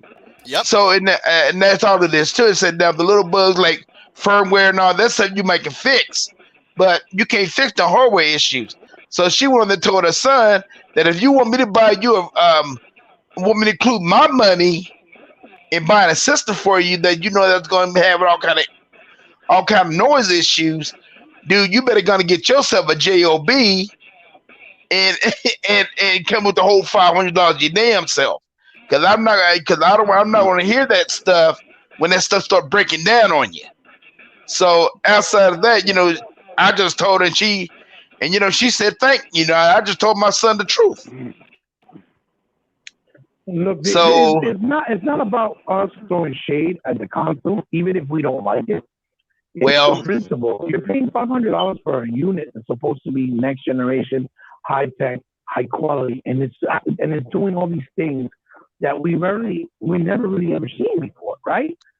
Right. And that's the sad part because these actual fans of the brand that go out are thinking, well, we're in for a big treat. It's going to be great, and then they're suffering all these issues like from the GPU itself, or it's crashing, games not working correctly, beheadings inside Spider-Man Miles Morales.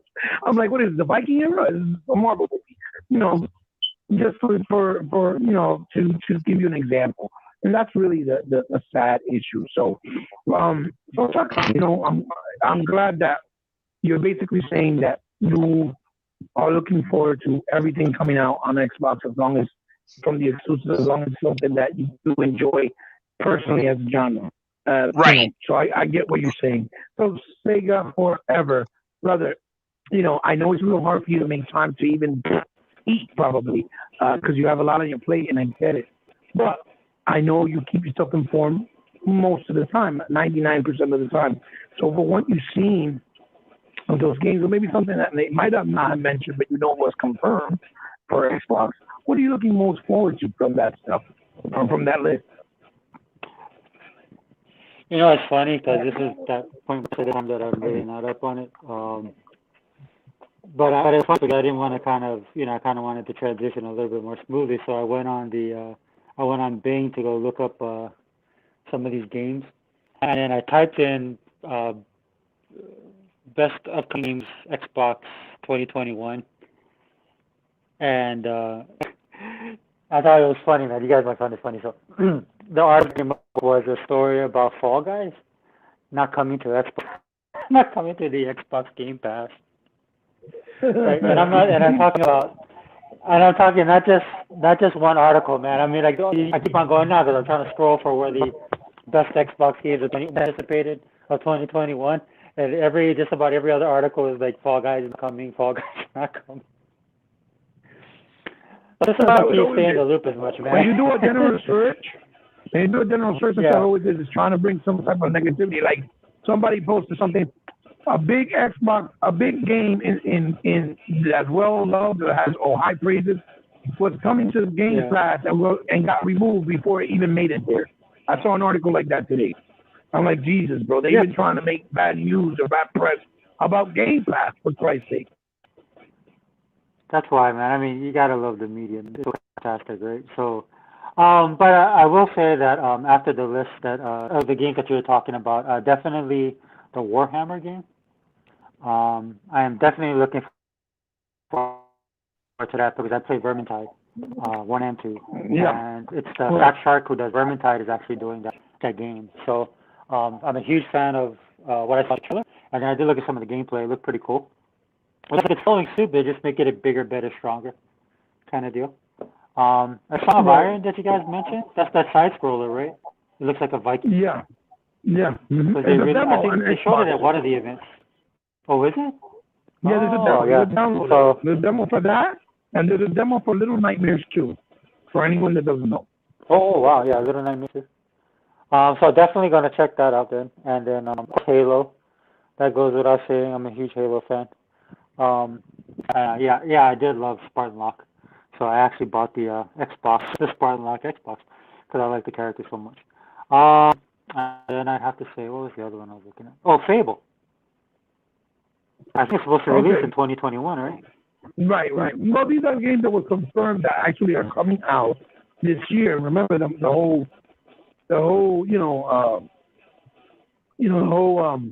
what you call it, agenda, whatever, or whatever you want to call it, is that, Xbox hasn't announced no game, we don't know what's coming out, so it's going to be Halo, and that's it.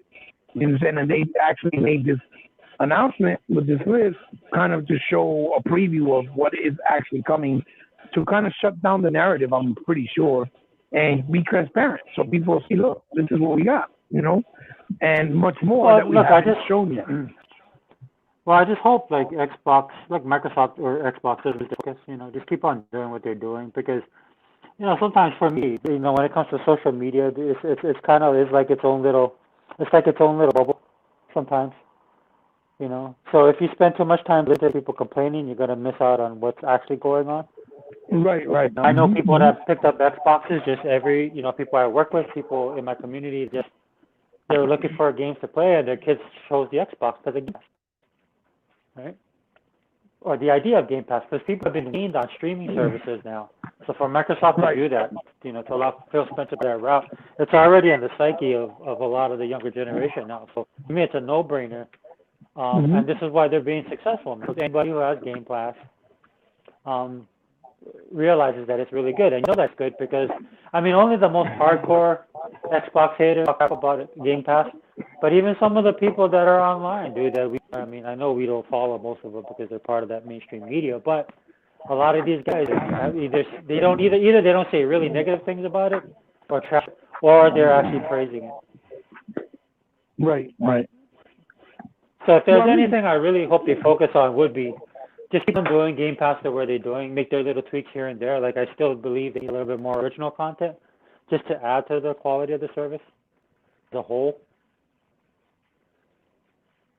Right. Well, Game Pass is I see it as the new stage for full on game demos is how I see it, or games that they utilize as a demo, because it's making a lot of sales for games that otherwise would have not been paid attention to and ignored on a shelf, like on a GameStop store, right, or on a Walmart store.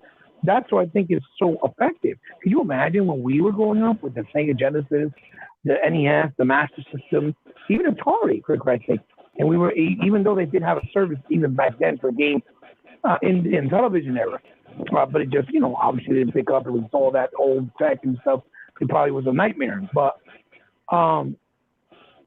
the thing of it is, we had accessibility like that just on the snap of a push of a button, and it's there. And we can now even download it months before, because they give you the ability to download everything that you're interested in, whether you bought it or not, like months before now, with that new feature on Xbox, which is awesome. Because it's time consuming. You can go out and download it when you're at work, right? You get home, it's ready to go, and whenever it comes out, it's ready to go. It's just a very wonderful, consumer friendly, we can't stress it enough all the time, service that is just working to help the industry in a lot of ways, to grow, help the indie space, help games get discovered, and that's what people fail to appreciate in a lot of cases or understand. They're like, oh no, we just got to buy it. Dude, no one said that you can't. It's not taking your rights away from buying it. It's actually giving you your rights to pick and choose what you feel is worthy of your time and your money without forcing you to buy it. You see what I'm saying? Which is more attractive. Because if you tell a person if you force somebody to do something, more than likely they're not going to do it. But if you explain to them the benefits, and if they do it, why it would benefit them, more than likely they'll do it because they'll see the long-term result or the benefits. You know what I mean? So, right. Game Pass is a given. It's a no-brainer. There's all kind of things they could have done to mess it up, but I'm glad that Microsoft really took its time and developed the service the way it is. It really is one of the best things they've ever done. Right. Absolutely. So, guys, we're going to go into our last subject. I know it's going a little long. Hey, Technoblast, how are you? Thank you for stopping by, brother. Technoblast, what's up, homie? So, basically, what I wanted to talk about is Itagaki's son was from Tecmo, from the created Teen Ninja, and obviously had a fallout. We all know the history. They owed him money. He let the contractual contract deal was that he had to stay. He was staying with Tecmo, and Tecmo to this day has not been as efficient and as polished as they were with him, even though they have been able to bring out some good quality stuff. Now, obviously, Neo's not one of them, because they just confirmed they're not making no more because it didn't perform to their expectations, which I really feel is more because they kept it only on this PlayStation console platform. But Itagaki, he made Valhalla games. He was out somewhere up there. I believe it was in the UK at some point. I could be wrong. They made Double Stir for Nintendo. He wanted to make some type of remaster for one of the Ninja Gaidens, but he didn't want to go on PlayStation. They didn't listen to him. They ignored him. They owed him money. He left. He did Valhalla, And Turbo Stir didn't do well because obviously a lot of Nintendo fans only like Nintendo games. They don't care if it's third party. And we have that evidence with Astral Chain, with Ultimate Alliance 3. We've seen that those games didn't hit no real type of numbers. Not even Luigi's Mansion 3, which is kind of mind-boggling to me. But either or, he made a new studio. It's called Itagaki Studios, right? Itagaki, just plain and simple and to the point. But his name is legendary, especially in the action genre. For me, this is like a dream come true in the fact of what he actually expressed in his interview that he did. I forget who it was with, but he did in the interview, and he said that first thing in order that he wants to do is work with Microsoft. And he was very adamant, very direct about him being with Microsoft and why, and the history and the quality of their products of what they bring out as guests, talking about their consoles and whatnot and how it is to work with them. And I think this is a very big opportune moment for someone like Phil and Xbox to make a big, deeper approach, because we're lacking Japanese games because the Japanese developers, let's be honest, don't want to support the Xbox platform unless you're paying them money up front. Because their excuse is the leading platform is Sony, the leading platform is Nintendo Switch. So we do not want to take a risk because Xbox gamers don't exist in Japan or other certain parts of other countries, which I always said that's kind of a fallacy, because now with digital releases, they have no risk. They basically release it digitally. They don't have to pay for importing from another country. They don't have to pay for shelf space in a store. They don't have to pay for the box, anything, the artist, whatever. All they do is they put it digitally. Whatever it sells, they get the biggest percentage. They split it with Microsoft. They get about 30%. And, there's a win-win for everyone and not really a big loss. So I call BS on it, but that's the role they want to play. Okay, no problem. But since seems to be the situation now that we got the, the Tequila Game Works with Bethesda on the Zenimax deal, which is the gentleman that created Resident Evil, or one of the gentlemen, and he created Evil Within, fantastic franchise. I think that this would be a great opportunity for Microsoft, since they have such a deep and good relationship with Itagaki, and he likes him so much, to be maybe acquired and put him under the umbrella of Microsoft for long-term protection. And it will fill the void of Microsoft not having a good developer, and let him create a team and give him the money and resources to do it, to make it bigger. But Microsoft not having a developer that is dedicated to making high-quality AAA action-style video games in the vein of like a Devil May Cry, in the vein of like a Bayonetta, or, obviously Devil's Third and Ninja Gaiden, which is his 3D creation. That he's the guy who brought it into the 3D realm. Sort of like the way that, that was done with Kojima and Rockstar with GTA and then Metal Gear, obviously. So I'll start off with you, Sega Man, real quick. What do you think about this idea? Do you think they should do it? Does it excite you to think about that? Would you want to see this happen? What are your thoughts, brother? Oh man, I would love to see Itagaki come back home to the Xbox brand. Man, he did such great work with the Dead or Alive series. I own them all. Even after he left, I still own those ones. Those ones are okay, but the ones that he was on, that he did, were great. And I think the last one he did was the one on the 360, the Dead or Alive series, and the Ninja Gaidens, or Gaidens, some people say. Ninja Gaiden 1 and 2 and Black, yeah. Yeah. I mean, those were fantastic work. It's a shame that he actually departed from Xbox, man. But I guess because he got into some disagreements with Tecmo, you know what I mean, or Team Ninja, I mean, he built Team Ninja, but the ramblings, because it was never 100% confirmed, I guess. It was that he Yeah. didn't want to do the Ninja Gaiden series on the PS3 because of the lack of the hardware. He didn't want to sacrifice his vision, even though they added more stuff, but the game runs terribly on the console and was really downscaled in a lot of ways. Which I did a video on my channel about it, doing the comparison if anybody would be interested in Yeah. seeing what I'm talking about. But I think that's what was the big start of it. And then when he did remember he did the Dead or Alive 4 with Master Chief in it? Yeah. For Xbox That's one of the 360. best ones. Yeah. Right. And then he did the volleyball game, which was also pretty good. And Yeah. then Ninja Gaiden 2 for 360. They owed Did he him do over 4 Rumble million. Roses? That's a good question. He probably had some type of No, that was advisory Konami. work, but that was That was Konami, right? Konami? That Oh, was okay. Konami. Oh, My you're bad. right. You're right. It was Konami. He's right. But what I do know was that he was owed $4 million in royalties, and supposedly he's owed $1 million now in royalties, and they didn't pay him. So he decided to leave and go on his own. But the clauses in that contract was that he had to leave Team Ninja, which he created. Those were his original team, under the wing of Tecmo. Yeah. So he couldn't do nothing Yeah. about it. So, that's what the ramblings were. I'm sorry, I didn't mean to cut you off, man.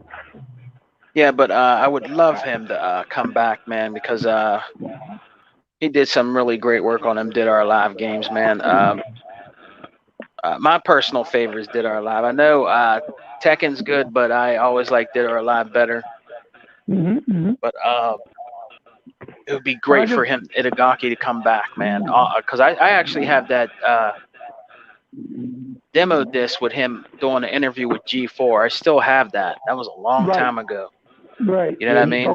He loved Xbox. He talked very good about Xbox. That whole demo. I remember that interview. Well, I think it's important that Xbox, if Xbox fails, it'd be a strong piece of the puzzle that they need, because they lack definitely that big action-packed 3D action, game in their library. Like something like the God of War. Sony has Santa Monica, they do God of War. That's their big action game, and I feel they need to have that space filled. And like I said, with Tango Games, with my man from Evil Within, which Technoblast, you're absolutely right. Evil Within is fantastic. And for you next up, and Itagaki is very synonymous with Xbox. It's almost like when people say that Kojima belongs with Sony, even though he really started with Microsoft with the MSX. That's where he actually put Metal Gear Solid for the first time before it was even on the NES. And a lot of people don't know that. But, that's neither here or there, but that's a factual Teach thing. him, bro. Teach him. That was my first third-party game on NES. Absolutely. And so people don't realize that's how it went down, but they still say he's synonymous with Sony. And he said it himself. That's why he did the deal with that strategy. He feels that way himself. So I'm thinking it's more because he found his real success once he got on there. I think that no one should feel any kind of way with Itagaki, right, being so close attached with Microsoft. Because, again, he found his success with Microsoft in Ninja Gaiden. And I think it helped elevate the OG Xbox and the Xbox brand, because that was a game that you couldn't play anywhere else. You understand? It was exclusive, and it was a big hitter. Like, it was really done, definitely well executed, and it was fantastic. So I think it's a big opportunity for Phil that he should take and not look the other way. I mean, I really hope they do something, even if it starts off with a one-game deal, but maybe down the line, kind of like what they were trying to do with Ninja Theory, and then it turns to something else because they were the first ones to give Ninja Theory their break as well, and that they'll actually buy them, because with the Microsoft money and support, he can build a studio with up-and-coming fresh minds and other ones that exist that he knows, and they could become a powerhouse team, right? And that's why I think it'll work, and it's just so important. So you want to say anything else? I'm sorry to take a minute. Yeah, just real quick, then let the brothers go. But you remember when Dead or Alive was first displayed on the OG Xbox, when you would go into the game stores, It was just breathtaking. There was no other fighting game out there at that time that was as fluent and fast and looked as beautiful as Dead or Alive 3 on the original OG Xbox, man. I mean, I was just so blown away when I seen that because it looked good on the Dreamcast. Dead or Alive 2. That looked good on beautiful. there. But when it came on the Xbox, man, yeah, till this day, the Dreamcast version still looks better than the PlayStation 2 version. And people I know, and I have both. Right. Yeah. Oh, there's a whole story behind that too. But you can tell it when I ask you now. You can tell it if you want. That's fine. No. I'll wait my turn. But you go ahead, that's the whole story. You go ahead, man. But I just wanted to say that when I first seen that, guys, before I even had a Xbox, when I would go in there, I would just stay in there for a while playing that demo over and over because it was just so beautiful. Yes. And it was just amazing fighting game. And I think that was the fighting game at the time for the original OG Xbox, man. Right. No, Dead or Alive on Dreamcast. Oh my God, that was it was like Soul Calibur. It was yeah. like the that game that showed like Echo the Dolphin. That was the game to show what the Dreamcast was capable of doing. Like so many games, Skies of Arcadia, like Jet Set Radio. Oh my God, the Dreamcast has so many gorgeous games. We'll talk about that hopefully in the Dreamcast show we're gonna do soon. But so Slayer, my brother. I don't have to tell you anything about Itagaki. I'm pretty sure you're well informed. I'm pretty sure you're a fan. I know Itagaki's probably my favorite developer of all time as far as the action genre. I think he's the best of the best. Alongside from Software when they did things like Ninja Blade and Otagi 1 and 2, which I would love to see those two franchises come back as well. But Slayer, let me know what is your point of view about Itagaki wanting to do the games, and what do you think Microsoft's approach should be in your opinion, brother? Okay, well, let me not tease y'all with the story that I was going to tell real quick. Dead or Alive 2 on PlayStation 2. They released like 2 versions of that, and here's why. The first version wasn't even complete because it was like a demo version or whatever, like work in progress, or that they gave to one of the higher ups to show them their progress. Dude took the disc off his desk and went and published it. So they had to go back later and fix it, and that probably began all the beef that he had with the higher ups at Tecmo that eventually years later back when he refused to release what game that was on PlayStation, right? It probably stemmed from that, and then he put his foot down. Ninja Gaiden 2. He didn't want to release Ninja Gaiden 2. Right, with Ninja Gaiden 2. That probably is what started that whole, bumping of the heads. But man, Itagaki and Xbox is like bread and butter, men and women, peanut butter and jelly. It's like bong bong. Okay, you can't have one without the other. So frankly, I was appalled, or not appalled, but shocked rather, that he even had to make a statement like that. We know Microsoft is trying to make inroads into Japan, and that was one of their most loyal homies from the beginning when they had no loyal homies in Japan. Okay? Exactly. So why does dude even have to put together a thing and then put on Twitter that he wants to work with Microsoft? Yo, Microsoft, why is he not even heading up a team already, unless it's just a tease? It should be an ink already. Right. Unless it's a tease by him or whatever, or he just wants to be independent but wants to work with them. But even then, if he's independent, wants to work with them, like, yo, Phil Spencer, man, you're making a lot of great moves, but the fact that this guy has to be on Twitter, unless it's just some kind of high level fake out, because this is a outspoken, very un-Japanese, because the Japanese like to be quite outspoken, not outspoken, and he's quite the difference from that. But like the fact that he even has to be on Twitter,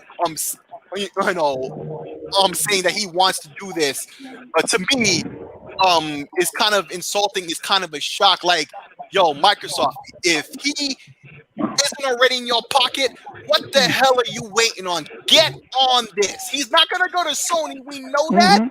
But if you let this dude not get your love, he might do that just on principle.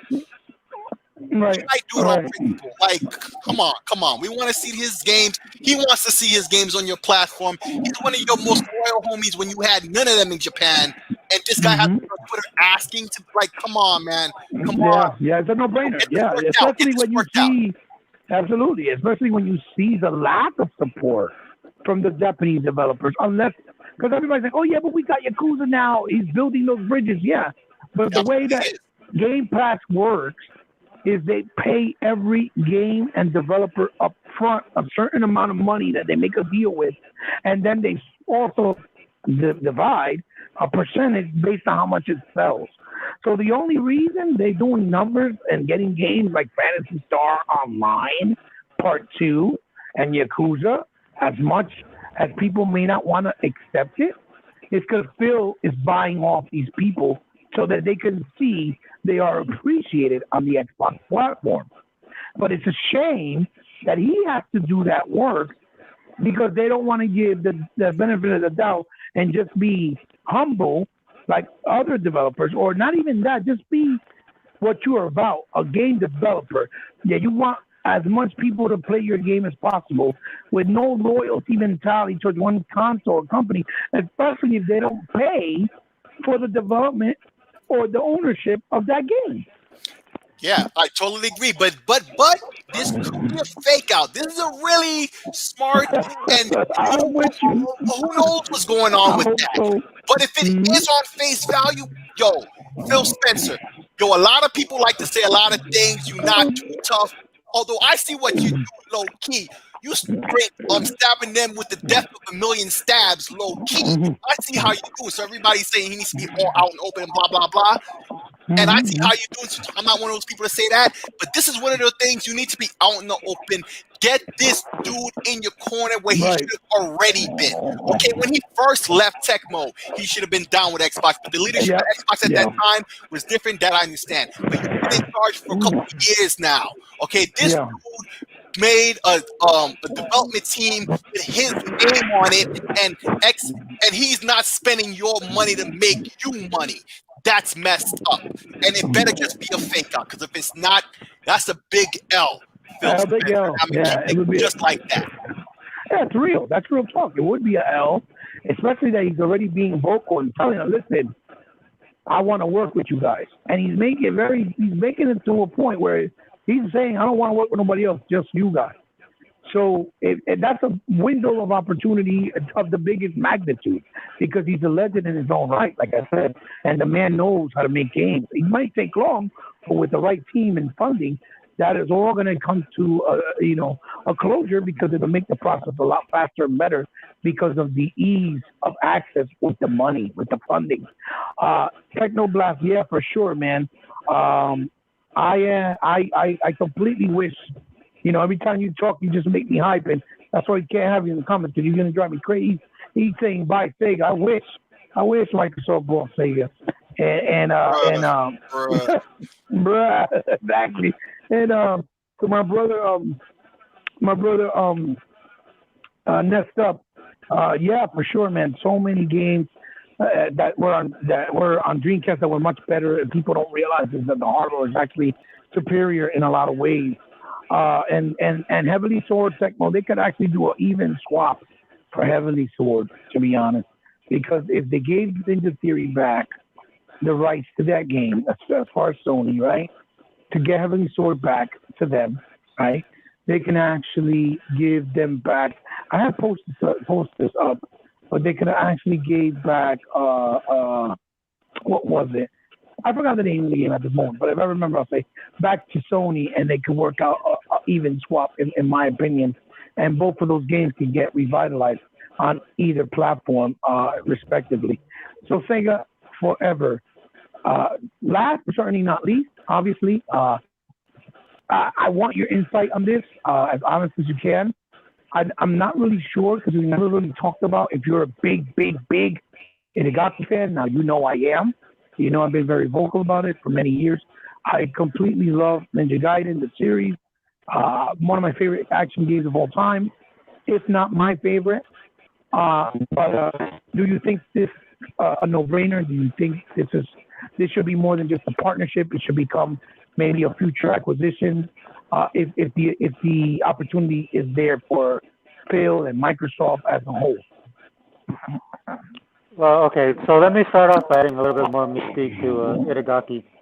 Um, that's the guy with the jacket and the sunglasses, right? The rock star, yeah. Straight up rock Yeah. star, man. Yeah, just like the dude from And Gears. He's so right, cool. and the man. reason why I He's say cool. that, well, the reason why I say that is because that's problem number one, right, for a lot of people in Japanese culture, right? He kind of stands out, and he has a strong personality. I think that added to a lot of the other issues with him leaving. Um, Tecmo, the way that they did. Plus, he was also one of those guys, if you remember, during that time, there was a little upstart of developers in Japan, man, with the Xbox and everything. And the way things were selling, you see it more now. But back then, there was people kind of trumpeting in the Japanese gaming industry that the West was the way to go. Right? This was, we all grew up in that time, but we're all old enough to remember we grew up in that time when Japan was all, right? They kind of set the standard. Everybody lived and died from Mitsu, right? They made the best RPGs, all that kind of stuff. But somewhere along the line, especially during the 90s period, right, everything kind of started to switch over more towards the West. Then you had games like Halo and Call of Duty in the position. But he's one of those guys that actually was, he was one of those guys that was saying, we need to get more Western with our stuff, and they didn't like that either. Mm-hmm. So I point that out just to add a little commentary, but also I think that's what it's going to take for Microsoft to break into the Japanese industry. Right. Look, Like I'm not going to complain. Yeah, because we got what did we just get? We got Dragon Force on Game Pass, right? We got Kingdom Hearts. We're getting that, and I'm not going to complain about that, right? But also the realization I hope that Phil Spencer understands is that you're just not part of that club, right? So what you need to do is get realistically speaking. Like, I mean, I understand he's building bridges and he's done a great job, but look, dude, you're just not part of that gang. So what would be really cool is if he teams up with somebody who's also not part of that gang, or part of that guard, or that old school, or that boys club, right? And that's definitely Itagaki. And I say Itagaki would be a good fit because I think that's what Microsoft is going to have to really want to penetrate the market. And if they really want to start creating within themselves these Japanese games that can be only have on Xbox. Do you know what I mean? So you need to start investing in people like yourself who are thinking outside the box. Yes. Right, because trying to get some of these people to play along nice with you just isn't working, or not working on the level that you would think that they would. Because look, I mean, we know this, man. We've been in this game for a long time, a lot of time. We've been playing video games our whole life, and we understand how the Japanese market is. Right? And to me, it's more on the cultural side, right, of how they are. They tend to be more internal than external. But when you got people like Itagaki, and I'm sure there's others, right, that would think outside the box and actually work with you, you have to seize that moment. One of the things that I love about Netflix, what Netflix does, is Netflix just doesn't do something like locally here in the U.S., right? They'll actually go out and pursue content outside, and they also help those people that are willing to work with them, to create that content as well. Now, a little bit of a different beast because we kind of dominate when it comes to entertainment. So that's a little bit different. We're not. They're kind of breaking into our stuff. But for example, I love K-dramas, right? So I watch K-dramas all the time. So one of the things I love about Netflix is they're starting to create their own, right? So they're making original content.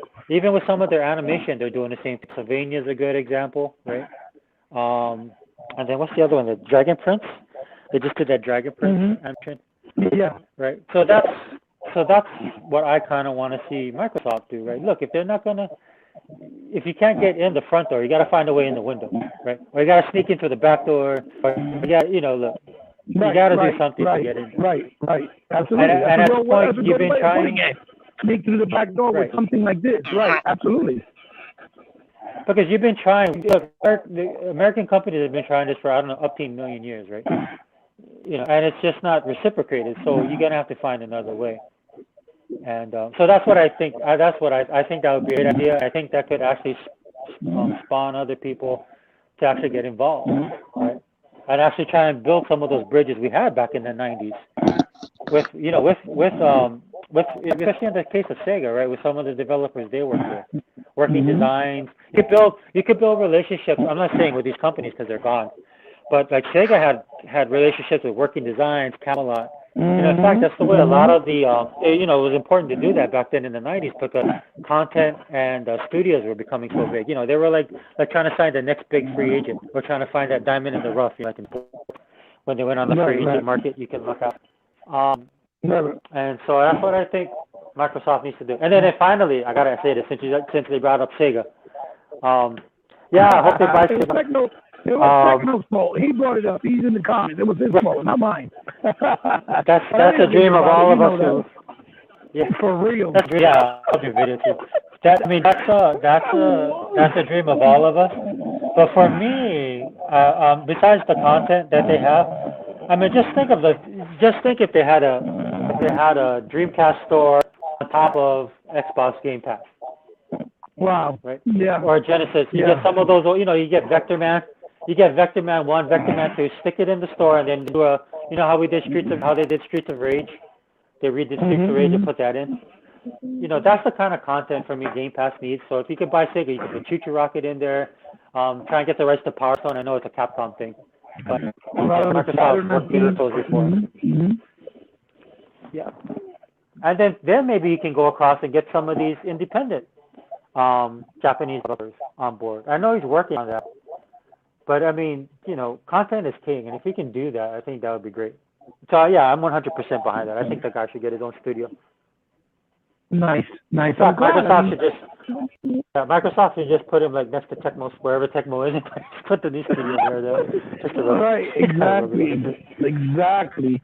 Look, I'm glad because that we're kind of like on the same playing field because. For me, I just keep seeing it as a no-brainer. I really do. There's no questions asked. This is a golden opportunity. The man's getting older, but he has passion, and he always has. And so, why not capitalize? It's kind of like sneaking into the back door. Hey, Hebot. I'm going to answer the question that you originally asked on this topic with one simple word. Do you want to see Itagaki making games on Xbox? Duh! Like, come on. This is obvious. This is so freaking obvious. This better be some kind of joke on his part or whatever to get people hyped up before the announcement comes. At least. At the very least, a vertical slice, right? Something. I completely agree. So, guys, look, I don't know. Is Tuck still here? Did he move? He leave? Because he left. I know Tuck works early. He probably has to go to sleep. So I don't think he's here. So Tuck, thank you for joining us. He always. left. I'll talk to you tomorrow, and God bless, and thank you for showing up, my brother. Always appreciated. This is your home. This is our family, like I always like to say. Guys, it's been an absolute blast. It's time to end the show. Obviously, it's been a great ride. I hope my topics were not only fun, but informative. I hope that, you guys really enjoyed yourself. And if you come later and watch it, I hope you enjoy yourself then.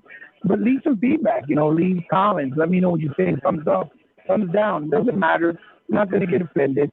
Just let me know what you think.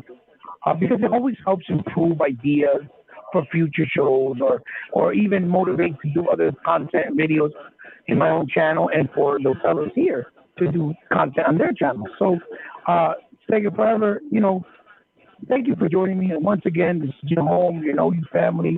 You are welcome anytime. Please let them know where they can find you and what you're planning on doing next, perhaps. Hey, what's going on, guys? So the thing that I got so much things personally going on. As far as social media and stuff like that. I mean, I still have All In channel, but I just been really busy. But thanks for having me on, and I really like the topics. Something that I enjoyed speaking on, and just great to be with the guys. So thanks for having me. Oh, thank you for gracing us with your presence, my brother. It's nothing but love, always. Slayer, absolutely dynamite time speaking to you. I love the passion. I've always known you had it when I've seen you before, when you speak in the comments. And like I said, when I've seen you on, other shows, I'm glad that I was able to get you in. I've always intended to have you and many people. I've reached out to people like Mr. Kima, Dakota, but the scheduling for everyone is very hard, very different. So I understand. But I'm also very grateful and humble that you came here today and had fun with us, or at least I hope you had fun. Oh, You I felt gave us baller time. gave your time with us, and I hope that this is one of many other visits in the future for me and you when you come to We Got Next, because this is your home as well, your family, and that's how I want people to feel around this brand or around this name or around this podcast. It's our podcast, and that's really how I feel about it. That's how I stemmed it, and the whole idea when I created it with the new legals. To be honest, it was our venture, but he's doing his thing. I do my thing, but we still support. So Yeah, thank you yeah. so New much. Legal is also a fellow homie. Definitely, definitely. She showed me love You too. know, So thank you very that's much. Definitely. Hey, man. Hey, it's nothing but a DM in advance. Let me know what's up, man. It's that simple. But yo, you can check me out every Friday on GRG. There's a potential I nice. may not be on tomorrow night. Well, actually, I'm looking on the cell phone. Ooh, maybe I could deal with that situation tonight. So I could be on tomorrow night. Hint, hint. Fun times coming. So let me cut this short. But you can find me on GRG every Friday, um, 9 Eastern, and very soon, myself, One Away Dragons, and my homie PKX Live. Go check him out. We're gonna be starting the Dragons Den podcast very, very soon. You see, One Away Dragons he's been putting in a lot of work. He tweeted, he's always getting the toys, the tools ready. He's a man with a vision and a plan for how he wants to do things. As a personal friend of mine for nigh on nearly 30 years, so that's Hmm. coming soon. Expect Big that shout out same to level of him. Yeah. passion. Going away dragons, PK Live got that same passion, and it's going to be on and popping there too. So you can check us out there. You can see me on Twitter and everywhere. Great games to play. You'll find me there. Thank you for having me Absolutely. on, brother. No, no, the pleasure was all mine. Thank you for making the time because you could have been doing other things, my brother. And to be honest, it makes me feel happy because I invite a lot of people. I extend my invitation to a lot of people, but because of I guess the fact that people just think I'm maybe this mindless, kind of crazy kind of guy, they don't like to associate themselves with me, or like probably scared to see people associate themselves with me, thinking that it's bad look for them. But it is what it is. I understand. I just like people to be real, just like I try to be. That's all. So obviously, last but certainly not least, uh, a brother of mine that I can't thank enough because he always extends himself and goes the extra mile. Not once, not twice, almost every single time since we established the relationship. Just like my brother Sega Forever has. Even in his videos, he always makes sure he pushes me, he brings me up, he pushes my brand, and I can't ever thank him enough for it because I'm forever in his debt for that because he does it always from the heart and you can just tell, you can see. And I just hope that I can reciprocate back always to him no matter what. Because I know it's hard for everyone, but for me it's hard too because I just have a lot on my plate. And I don't want anyone to ever feel like I don't appreciate them or make time for them because I think I'm better than anyone because it's never been the case. I'm not that type of person. So Sega, man, please let them know where they can find you. Thank you for hosting with me again. As always, a big pleasure and very humbled for you to be here, brother. Hey, what's up, everybody? I want to give just a big shout out for for Slick Slayer joining us on We Got Next, and our brother Sega Forever. It was great to do a podcast with him again finally, and hopefully we can do more podcasts together when he has time. It'd be great to do another podcast again. Really appreciate it, man. Appreciate all the chat coming and supporting We Got Next with He Bought and us. Really appreciate y'all, man, for coming out and joining us tonight. And you can always find me on my channel at Sega Man 101. on YouTube, and you can also find me on Twitter at the same name. Shouts out to everybody. Be safe out there, guys. Happy gaming, and wear your mask. Yes, Peace. yes, Peace. yes. So, guys, one last shout out, and that's the absolute wonderful comment section. Everybody from Emmanuel A1 to Jazz Baz and Ikema and Next Up, guys. Thank you so much for showing love and time and devoting your efforts and time to this podcast and supporting us. To the next one, guys. We'll see you very soon, hopefully.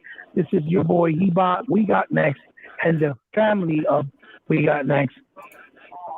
See you then, guys. Bye bye. Good night. Peace. Peace. Yeah. Yeah.